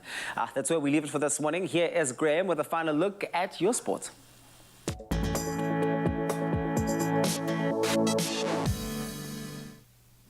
Plenty to get excited about on the rugby front. Of course, Springbok coach Jacques Ninaba has handed one very excited player, Warwick Galant, his start on the right wing, and then recalled scrum half Faf de Klerk in the only 2 changes to his starting team. That's for the Rugby Championship Tour match against Australia on Saturday morning. So Galant, he takes over from Jesse Creel out on the wing, while de Klerk has now completed his return to play protocol after missing that second test against New Zealand due to his concussion. And Ninaba has gone with a 5-3 split on the bench, not the 6-2 normally, and that means more on the back line in terms of options. Jaden Hendricks, Elton Jantjies and France staying there on the bench. Then on to cricket. The host cities for the Under-19 and Senior Women's T20 World Cup tournaments here in South Africa have now been officially announced. So matches at the first edition of the Under-19 Women's T20 World Cup in January will be played in Benoni and Potchefstroom, with Gqeberha, Paarl and Cape Town hosting the Women's T20 World Cup in February. So Cape Town last hosted a semi-final of the Men's T20 World Cup back in 2007, while St. George's Park and Boland Park, they'll host their first major ICC event matches since the 2003 Men's World Cup.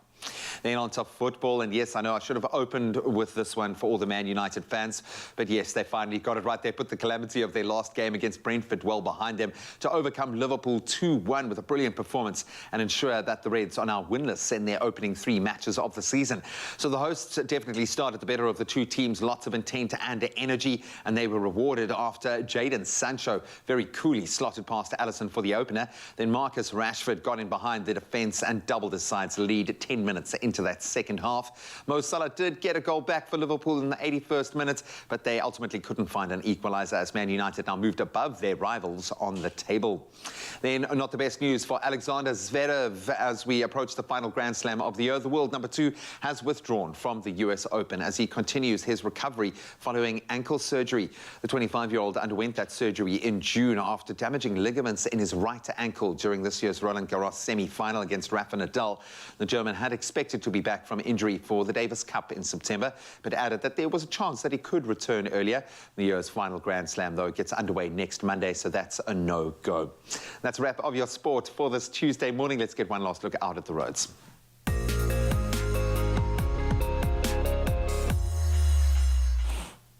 Thanks, G. Let's take a last peek. If you are still heading to work, let me tell you what's happening in Gauteng, Randfontein. On the N3 northbound, there has been a multi-vehicle accident after the airline's interchange. The left lane is blocked. Please approach that area with caution and do take care. Let's go to Western Cape. In the Mowbray area, there's a stationary vehicle on the N2 inbound before Rappenburg Road. The left lane is currently obstructed. Please keep a lookout for this as you head into work. KwaZulu-Natal, Pietermaritzburg on the N3 bidirectional. There are roadworks between Armitage Road as well as Hilton Avenue, and the 2 lanes, they are obstructed at the moment, the left lanes that is, and heavy delays are expected. So please, if you can find an alternative route, please do and take that. So that's a wrap of your traffic. Let's take a peek at the weather.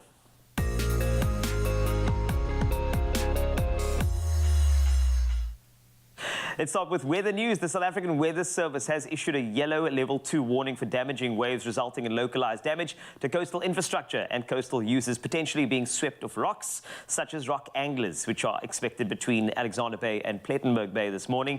The Weather Service also warned of extremely high fire danger conditions, which are expected over the interior of the Namakwa district in the Northern Cape, the Matsakama municipality in the Western Cape, and the David Kruiper and Kaigarebe local municipalities of the Northern Cape.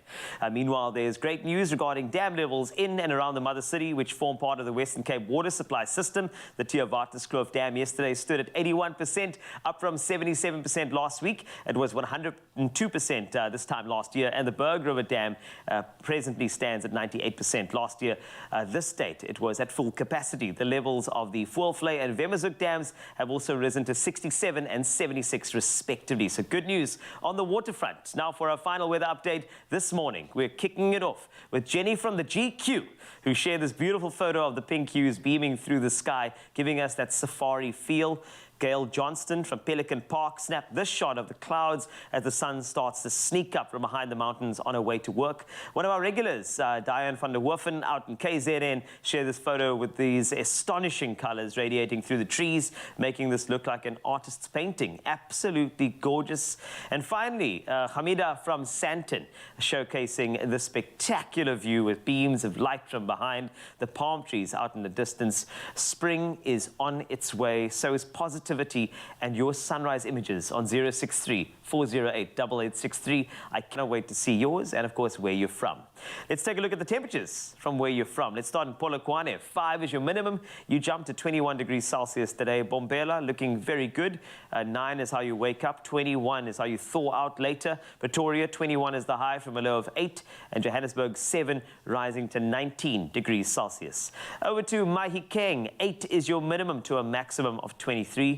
Klerksdorp, you can expect 6 as the low to a high of 24. Kimberley, 8 to 23, shining bright like a diamond as always. Bloemfontein, looking good with the 2s. 2 is how you start, 22 a tad later. And then over to Richards Bay, 13 is your low to a high of 22. Pietermaritzburg, 7, jumping to 24. Durban, 22 is your high from a low of 13. Umtata, 8, and you rise to 24 degrees Celsius as your maximum. Over to East London, 15 to 23, looking very good for you today. Cradock, same with you, 25 your high from a low of 5. Gqeberha, 13 to 22. George, 16 to 25.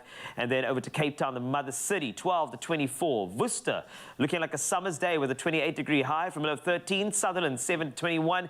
Uppington, 14, rising steadily to 29 degrees Celsius. It's right, spring/summer is coming. And of course, you still got so many things beaming out at you on your Feel Good Breakfast show right here on S3.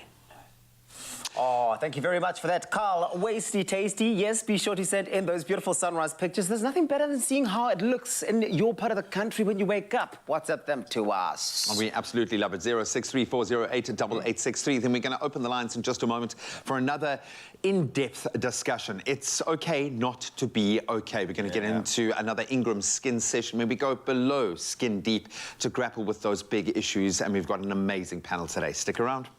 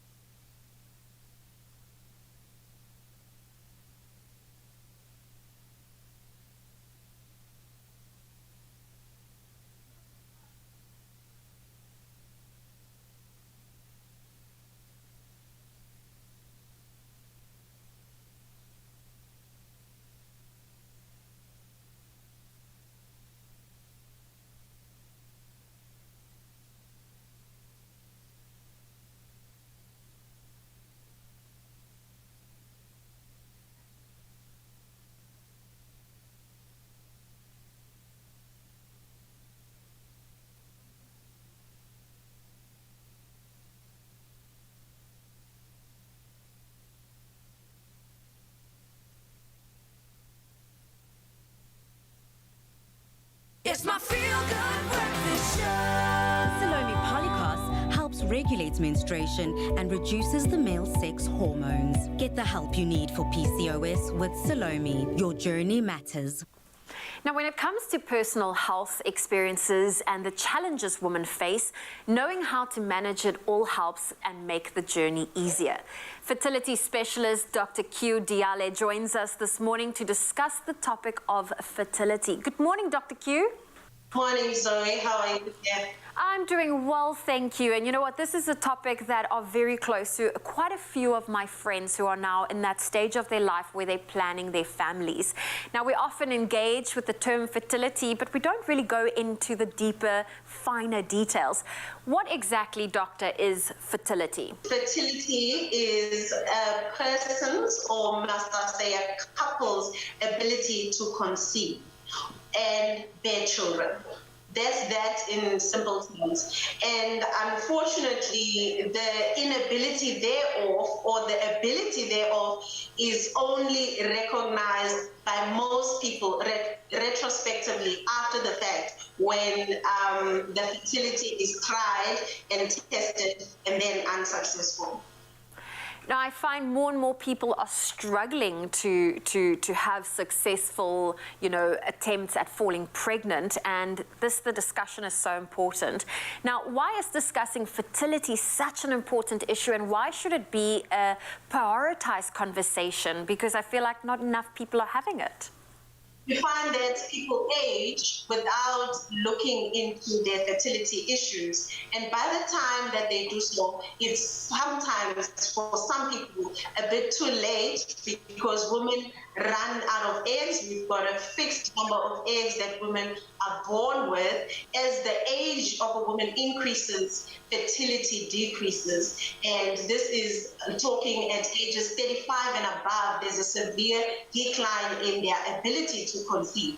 It's got psychological effects. It's got effects socially because of the stigma that is associated with infertility. When you find that you're a married woman and you're unable to conceive, especially in the African culture, there are names that women get called. It also affects the relationship. There's a lot of divorce that comes out of infertility. And it stems so much deeper than just not being able to have a baby. Now, Dr. Q, let's dive into the opposite side of the spectrum. When we talk about infertility, is it as simple as saying it's just the opposite of fertility? Well, in simple terms, you can say that, but if you are trying to fall pregnant, meaning if you are having sexual intercourse regularly, meaning at least 3 times a week or every alternate day, without using any form of contraception for a period of 12 months, which is a year, and you are unable to conceive, that's where we say, look, we do not have fertility. After a 12-month period, let's go for a checkup and investigate what the problem is and get help and solutions. And Dr. Q, how common is infertility, and do we even know what some of the common causes are for infertility? Okay, so it is actually quite common. Infertility can affect about 15 to even 25% of the population, and that's how common it is. And yes, there are multiple causes of infertility. That's why it's important for people to actually go for a checkup, and they can be male factors and there are female factors as well. It is taken for granted, and especially in certain cultures, that when there is a problem of fertility, it's usually the woman to blame because she's the one that carries the baby. But male issues alone account for about 30% of the causes of infertility.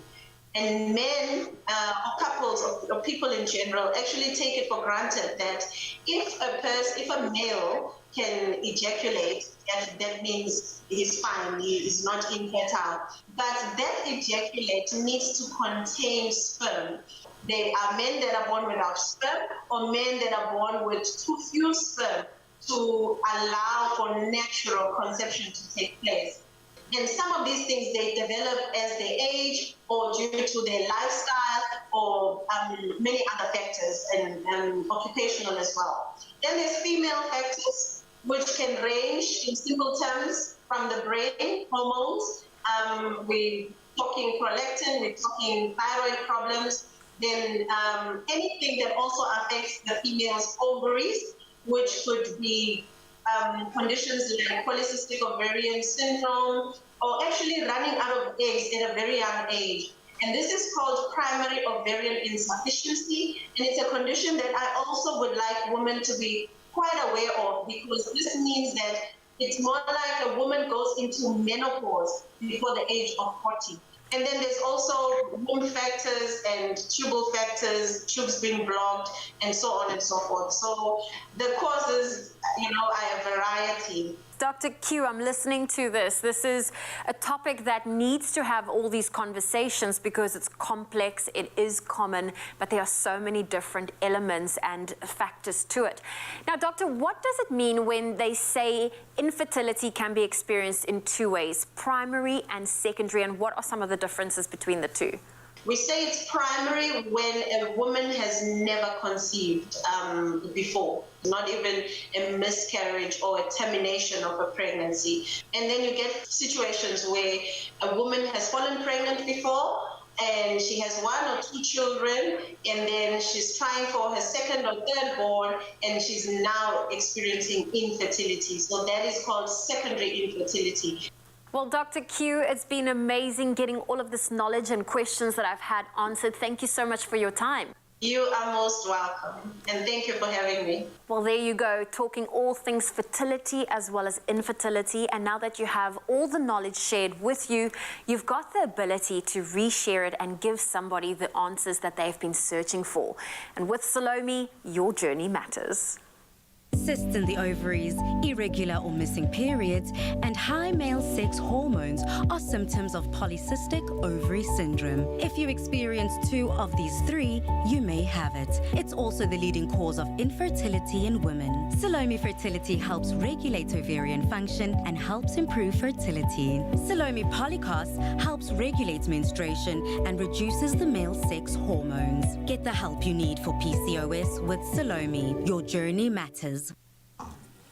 So last year, Discovery Vitality did some amazing work in collaboration with Reach for a Dream, and we know the relevance of the amazing work they do in supporting the dreams of children with life-threatening illnesses. And last year's Cooking for Dreams, we saw them break the Guinness World Record for the most people cooking simultaneously. I'm talking about 2,600 people. Wow. That's a lot of people. But they also raised lots of money while they were at it. An incredible 850,000 rand for Reach for a Dream. It's incredible. That is very special, because you know how the money's going to be used. So this year, on the 1st of September, that's next month, they are aiming to raise even more, but they're going to need your help. Okay, so this is where you get involved. The Cooking for a Dream, a cook-along. It takes place on the 1st of September, 2022, and it'll be hosted by South African celebrity chefs David Higgs. We love David, the Lazy Makoti, as well as Jay Something in the mix there. And aspiring chefs, foodies, and supporters, you're all invited to participate from the comfort of your own home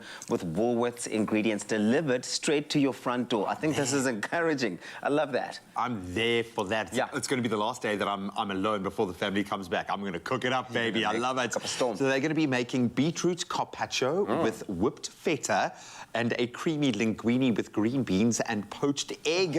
Okay. Ooh, all this culinary fun whilst contributing to, obviously, a very important cause. I love this. I love everything that this campaign and this initiative stands for and what it's rooted in. But each person that participates, right, so listen to this, they can really help make a positive difference, which is really what it's all about. It's all about making that positive difference in the life of a child facing a life-threatening illness. So grab your loved ones. The meal feeds 4 people, okay? Nice and but if it's me, I'll finish it all by myself. No, I'll give to neighbors as well. Join Discovery Vitality and Reach for a Dream on their mission to make a difference in the lives of children who need it most. Definitely. Yeah. So tickets for the virtual cook-along are available at cookingfordreams.co.za for only 550 rand. That's feeding 4 people. Remember that? Yeah. And that's up until Friday, the 26th of August. That's this week. And if you want to contribute without participating, okay, because there will be people wanting to really get involved who don't necessarily want to cooking, you can donate directly, which is really great, to the Reach for a Dream Foundation. Go on their website. All of that information is there. And we can all make a change. And I love that we can have a good time while we edit this. We're going to have a good time.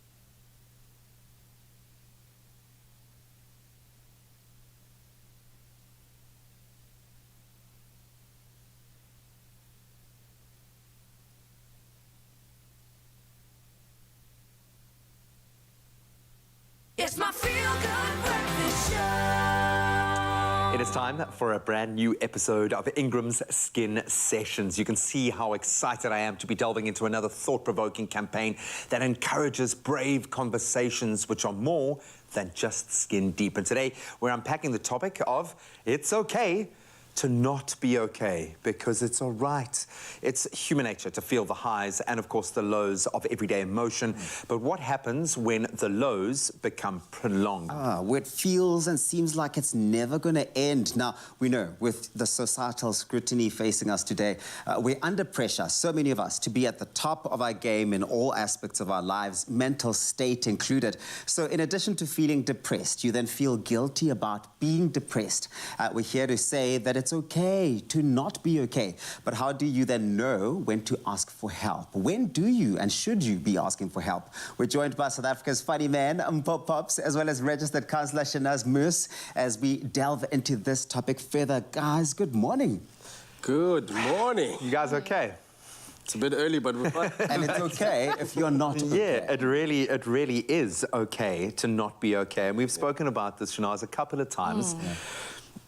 It's a difficult one for me to broach, and we've touched on subjects where there is this expectation from ourselves as men that we have to be okay, because I've got to do it. I can't just crumble into a heap and cry in a massive emotion on the floor because I've got to get up, I've got to go to work, I've got to be there for my family. Why is it so difficult for us to embrace these feelings, or not even embrace, just acknowledge that these feelings are there and that we are not okay? Yeah, I think that, Graham, that in childhood, if you think about it, the only feeling your parent wants is happiness. So all the other emotions are shamed, and you get, if you have a different emotion other than happy, there's a judgment that parents pass, or other adults. So you as a child then become conditioned to see the other emotions as bad, and only happy is good, which means even fake happy is better than actually saying the truth. And kids will see through it. Yeah, as a child, you have all the emotion, you show it. It's the adult shaping that says to you, like, don't cry, you should be grateful, or, those kinds of statements. Instead of, I see you upset, tell me what happened. Oh, it's okay to feel sad. Those are the statements that we needed when we were children to accept all emotions now. They get stuck. If you don't allow yourself to acknowledge the emotion, you get stuck in emotion. Mpho, we know that mental health in the entertainment industry has really been put under the spotlight. People are coming out and really having these conversations. But for you, as someone who has joined the conversation and really, I suppose, led it in some way, when was the trigger? What was it about the experience you were going through that said, Mpho, step up, speak about this? I think for me, it's when I realized how much shame we put to having mental issues. Yeah. None of us want to talk about it. And I find it weird how, like, if you try something new and you find out that your friend hasn't tried it, you're like, oh, I need to put you on, right? Whether it's a new food, drink, or a new spot. Oh, you haven't had this. Oh, let me put you on. We're always quick to do that with everything else other than mental health. We're not quick to put each other on to say, oh, you're going through this. Oh, let me put you on to therapy. This person. Therapy, We don't speak about that. We don't speak about it. We've been told not to speak about it, right? Because there's a shame attached to it. And I remember, going through it, it's something that I always tried to do alone. And I'm a very family-orientated person, right? I do everything with my family. I talk to my family about everything. But this particular thing, I would, shy away, and I'd try to deal with it on my own. I'd go to therapy on my own without telling anyone, because I was too embarrassed to say I go to therapy. I was too embarrassed to tell people what I'm going through. And then I got to a point where I was like, I'm actually doing myself a huge disjustice, and everyone who supports me and follows me. Because the moment I started having these conversations, the moment I started speaking about what I was going through, I got so many messages and DMs and people going, oh my word, I've been experiencing exactly this. I didn't realize it was this. We have influence, and we need to use that influence positively. But we have to also sometimes just deal with these situations, and that's often the reality. And I think a lot of people watching these sessions will go, great, in a perfect world, I'd love to just be able to stop working and go and take 2 weeks off. But often we can't. But then you shoot yourself in the foot and then the whole thing collapses. When do we know we've reached that point where we have to ask for help? I think, yes, I agree, Graham. Most people get to crisis point and then reach out because they're not really self-observing or the lack of self-awareness as I can't cope anymore. I don't want to get up in the morning. It's harder. The job that I used to love, I don't love. Or spending time with my family used to be fun, but now it's hard. There's like small little indicators along the way, almost like your petrol indicator, you're running on empty. Oh, now you've just made the whole country better. Yeah. Thanks, Shanaz. So Great analogy. I put petrol in for the first time after 5 weeks, so I got a shock yesterday. So this little indicator light of your self-health, your wellness, it's actually going down, right? And if you're not taking it, because your tank tells you quarter, half, whatever. So when you are watching yourself, you're able to see, I don't enjoy this anymore. The food that I love, it's just like, ugh, you know? So it's about that one brave person, right? Because you said earlier on, I said, I'm weird. He said, okay, I'm also weird. So, yes, because we... No, I think that's kind of the tie that binds us. I think the weird factor in this case is not afraid to be vulnerable. Yes. Yes. You know, not afraid to be who we are, despite everything that may be said against us or judged against us. And the average person who hasn't had mental health support doesn't know how to do this. So don't wait for a crisis or any kind. Don't wait Just for it to strengthen fall, your sense of self. Keep climbing, keep going. It's true. It's hard to be vulnerable when you know that people will have opinions about it. And Mpho has done that. He's put himself out there, sharing your experience, Mpho, of your mental health struggles. How did you deal and navigate the minefield of social media commentators who have a reason and an excuse for why we shouldn't be putting ourselves out there in the way that you did? I had to mentally prepare myself for that before I even pulled the trigger. People will always have something to say, whether you're going through something positive or something negative. And I think we all need to start learning not to take what people say about you on social media to heart. You know, trending on social media for 4 days, the equivalent of like a week. Yeah. You know what I mean? And what happens is people move on. You might be the trending thing now. They don't actually care. Because they actually don't care. 30 minutes later, something else has happened. There's obviously people who have said, who have challenged what I've said. There's people who've called me weak, you know, oh, you're weak, or you need to man up, or you need to do this. If you look at your comments, if you have 3 negative comments, I don't know why we gravitate to those 3 negative ones. Fixate, You fixate. But you're not looking at the 78 positive ones. Thank you for speaking about this. Thank you for this. So that's, for me, the only way I've navigated through that is by sticking to the positive. And I think when you get to that point and you realize I need to stick out my hand and ask for help, you also get to a point where you realize I also have to help other people that are going through this that might not know. When the walls are crashing in, if you feel like you have reached that point now, what do you do? What do you say to yourself? What is the first step towards a new direction in your own life, do you think, Shanaz? You'd be surprised how much people have and how low they feel versus the people who have very little, who find joy in small things. You don't need to be a surgeon to make a difference or to be, just that you add value. And we all have a value-add component just by being ourselves. So for me, that person, if someone reminds them that you add value, you are needed, and this is what will help anyone just start the shift and move up again. Not adding external things like a new car is nice, and it's got to do with that reminder to reconnect with that internal spark that we all have, and that'll get that person going. Very important to also have that conversation with yourself when you are most feeling insignificant, because you are truly part of something way bigger. It's bigger than you, it's bigger than us. We need to remind ourselves. Shanaz, Mpho, thank you so much for chatting to us this morning. This has been beautiful. Thank you for having us. I love these conversations, and it's amazing how often I'll have a massive, deep breath after finishing them, because there's so much to process. But the take-home for me in this instant is, yes, it is okay not to be okay. But search out those connections and speak to someone. There are places you can go. There is the depression and anxiety helpline where you can phone an anonymous person and speak to them. You don't have to take that judgment on from even a person that you know. You just need to put your hand up and speak to someone. That's it. But also, while you're at it, join this week's Brave conversation and stand the chance to win yourself that 1,000 Rand cash prize with Engrams. Simply reply to the competition post. You will find it on the Expresso Facebook and Twitter, as well as Instagram pages. Tell us how you cope with those times when you really are feeling less than okay, and tag someone who you rely on for support, you know, your pillar.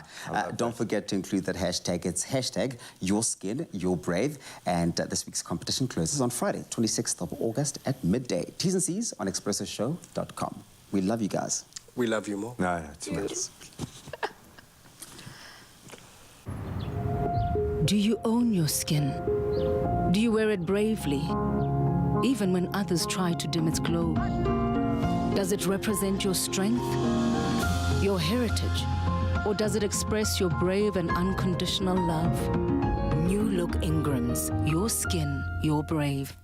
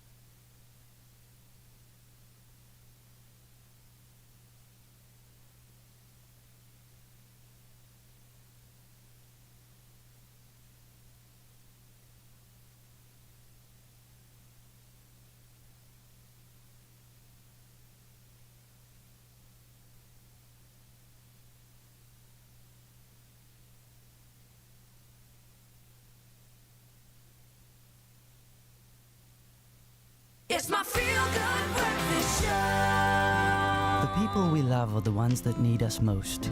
That's why I took out life insurance from Old Mutual, so he'll always get what he needs, even if I'm not there. Speak to your advisor and help your family get ahead of life.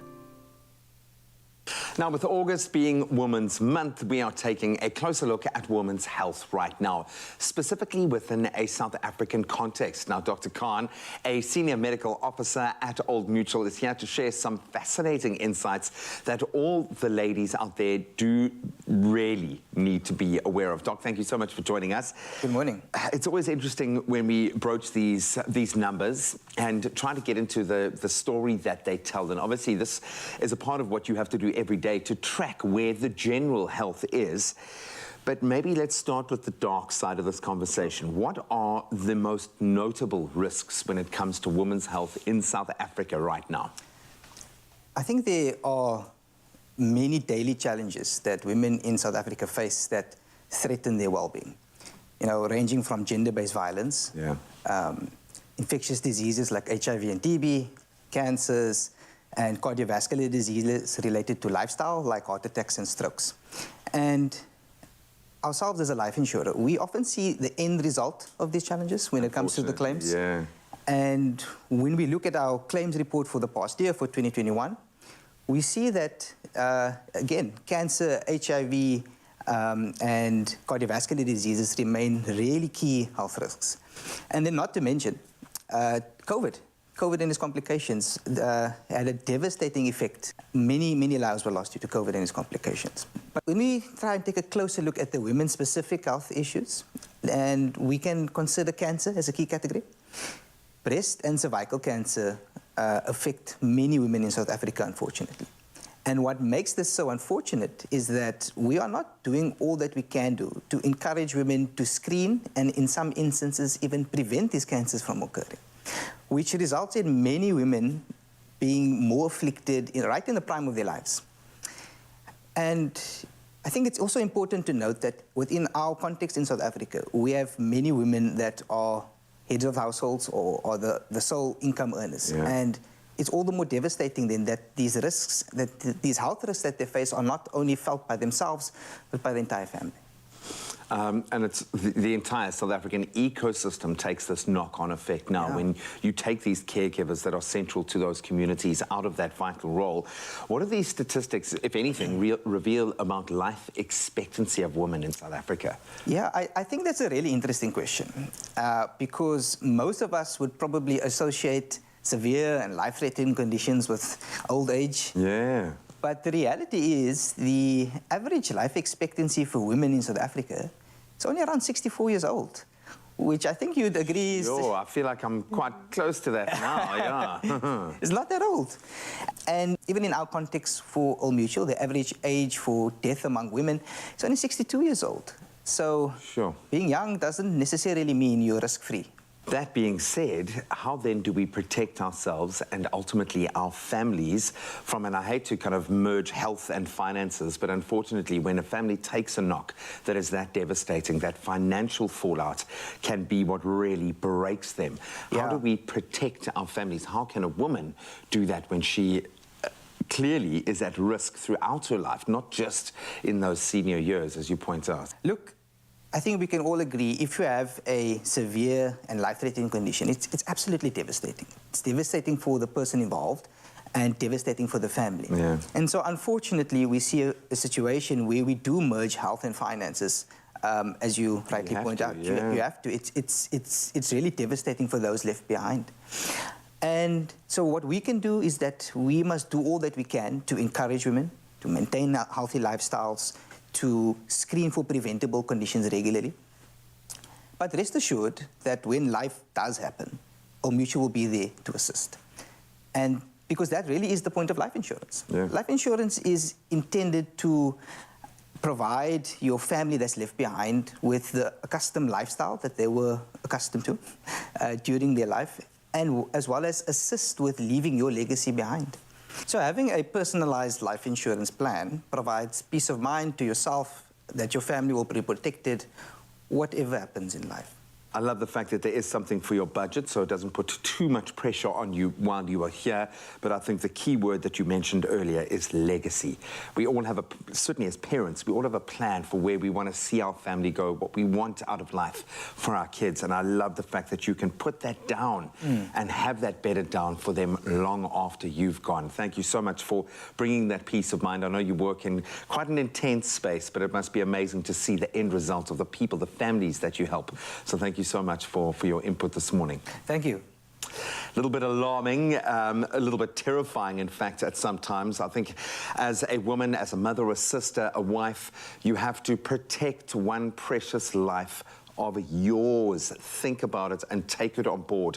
Do your annual checks, maintain a healthy lifestyle, and get the conversation started around life insurance for the sake of your loved ones. And an Old Mutual financial advisor is standing by to help, and they really do care. You can call them on 0860 60 60 60 or simply visit oldmutual.co.za/life.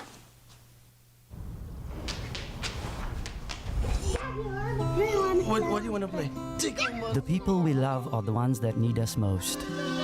They'll always need a place to call home and opportunities to build their future.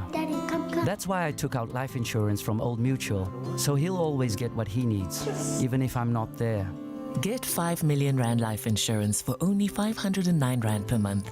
Speak to your advisor and help your family get ahead of life.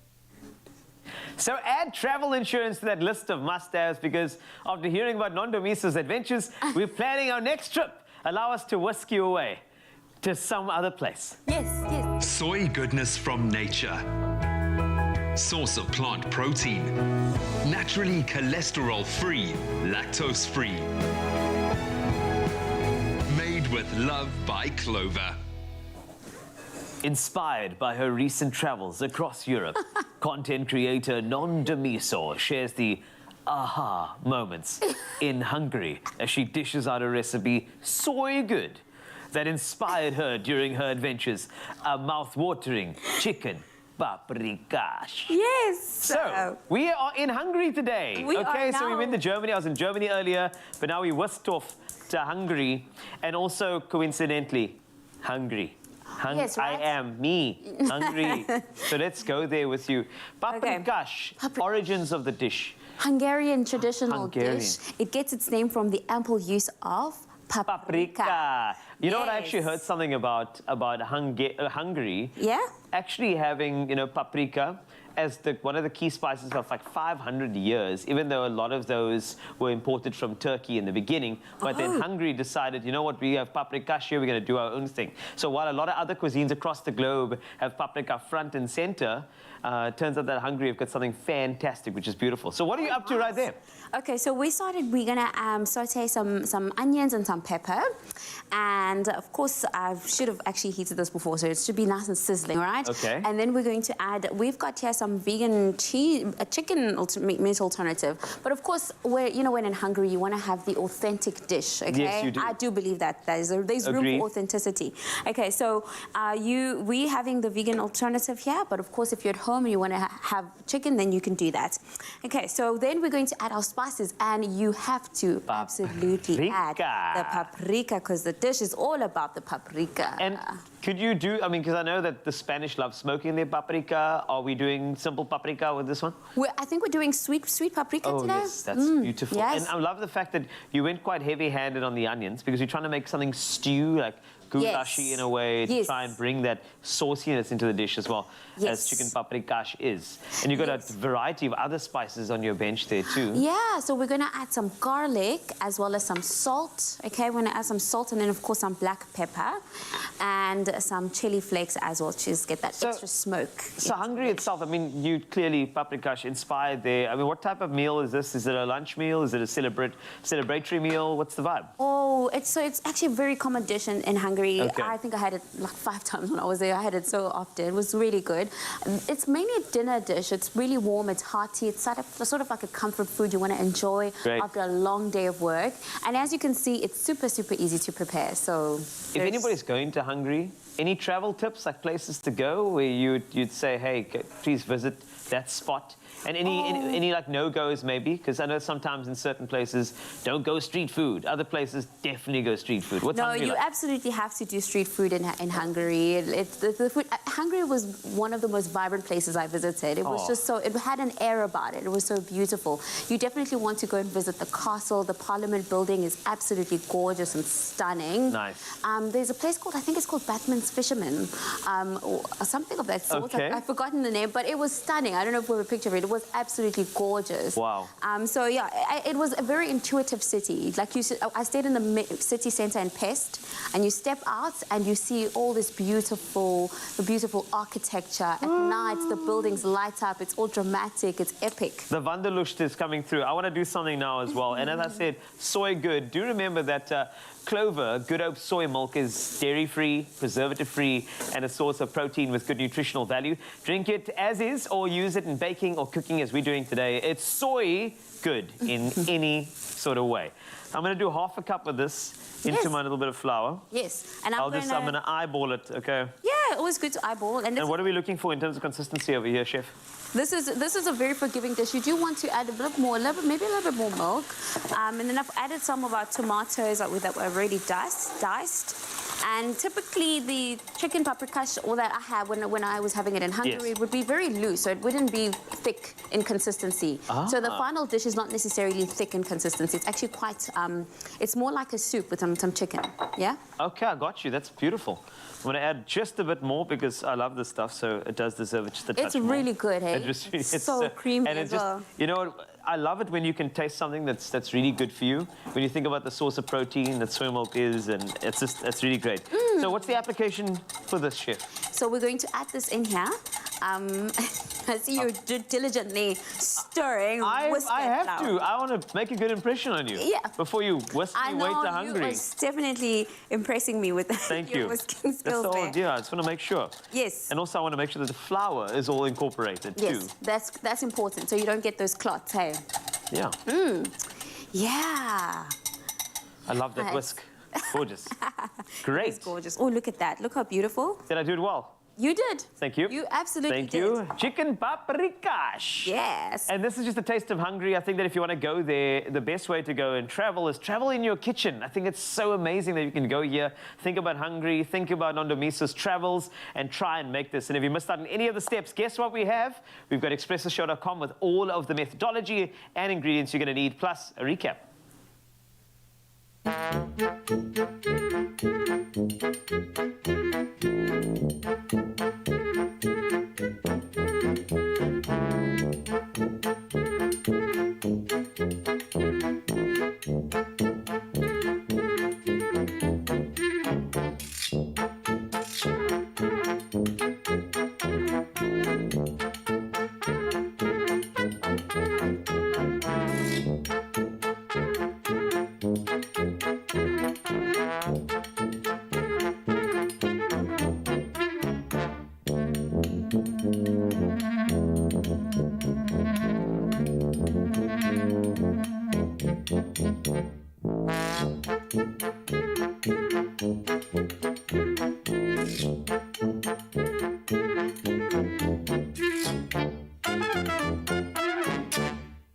Made with love by Clover.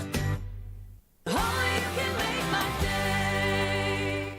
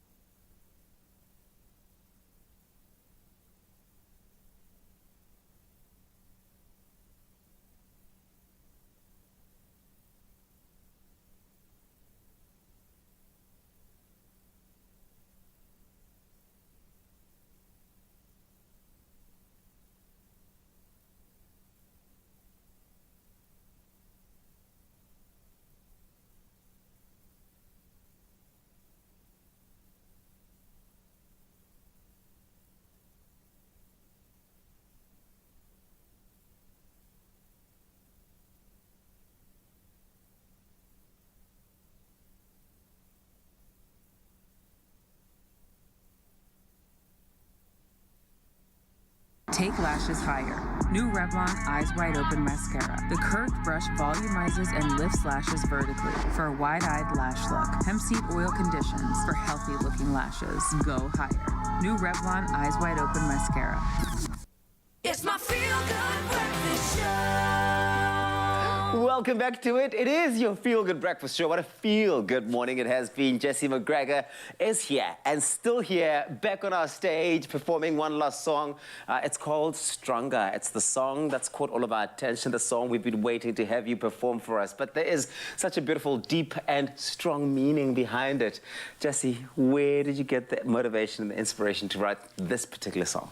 Well, it actually started with it actually started with a girl that I was really in love with. And I made my first song about not getting over her. And then my second song, I realized that actually from what happened, it actually made me stronger. Yeah. So a lot of that inspiration was from that. And in general, like what happens to you in life, you just got to keep becoming stronger. And that's again with the affirmations and everything else. I do love that you have this really good ability to take your emotions and articulate them in songs that connect with all of us. us, because so many of us go through similar experiences just without the words to express the feelings and the emotions. This is the start of a new era for you as an artist. What's the sound? What's this era looking like? How would you define or describe it? Sure, how would I describe it? Yeah. Well, it's great to be here, first of all. Yeah. Oh, it's great to have you here, for sure. Yeah, I've got many more songs I've written. I'm just in the process of getting them all down into the studio now and all of that. But definitely so many songs coming. I've already got like another 2 that are finished, so I can't wait to record those and then can start on the next ones as well. Yeah, because if I had to define or describe it just based on the songs that I understand you have sort of written from conversations we've had, I think it's the era of self-discovery and owning your process. Well, here he is, Jesse McGregor with Stronger. Take it away. Thank you so much, Rio.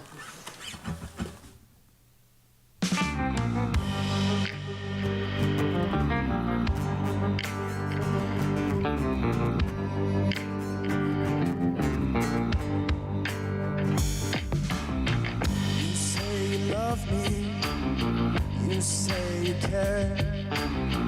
You seem to hold it all in the palm of your hand.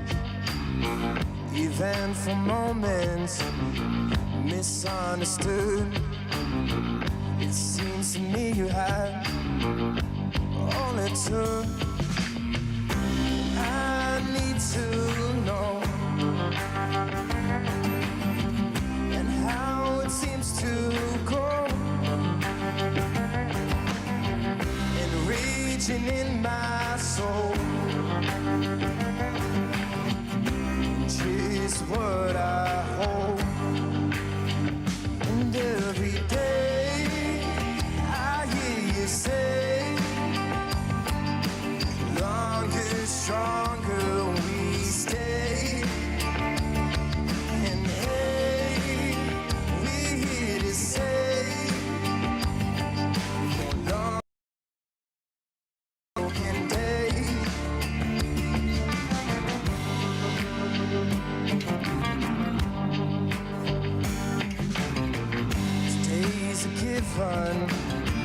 but tomorrow we find everything we knew and left behind to make us happy or to lead us blind. It seems to me we were the only kind, and I need to know and how it seems to go. And raging in my soul, oh, just what I hold. And every day I hear you say, longer, stronger we stay. And hey, we're here to say, oh, no longer we ponder a broken day. In days, got the feeling I'm dreaming, breathing in the flow. Got the feeling I'm dreaming, breathing in the flow.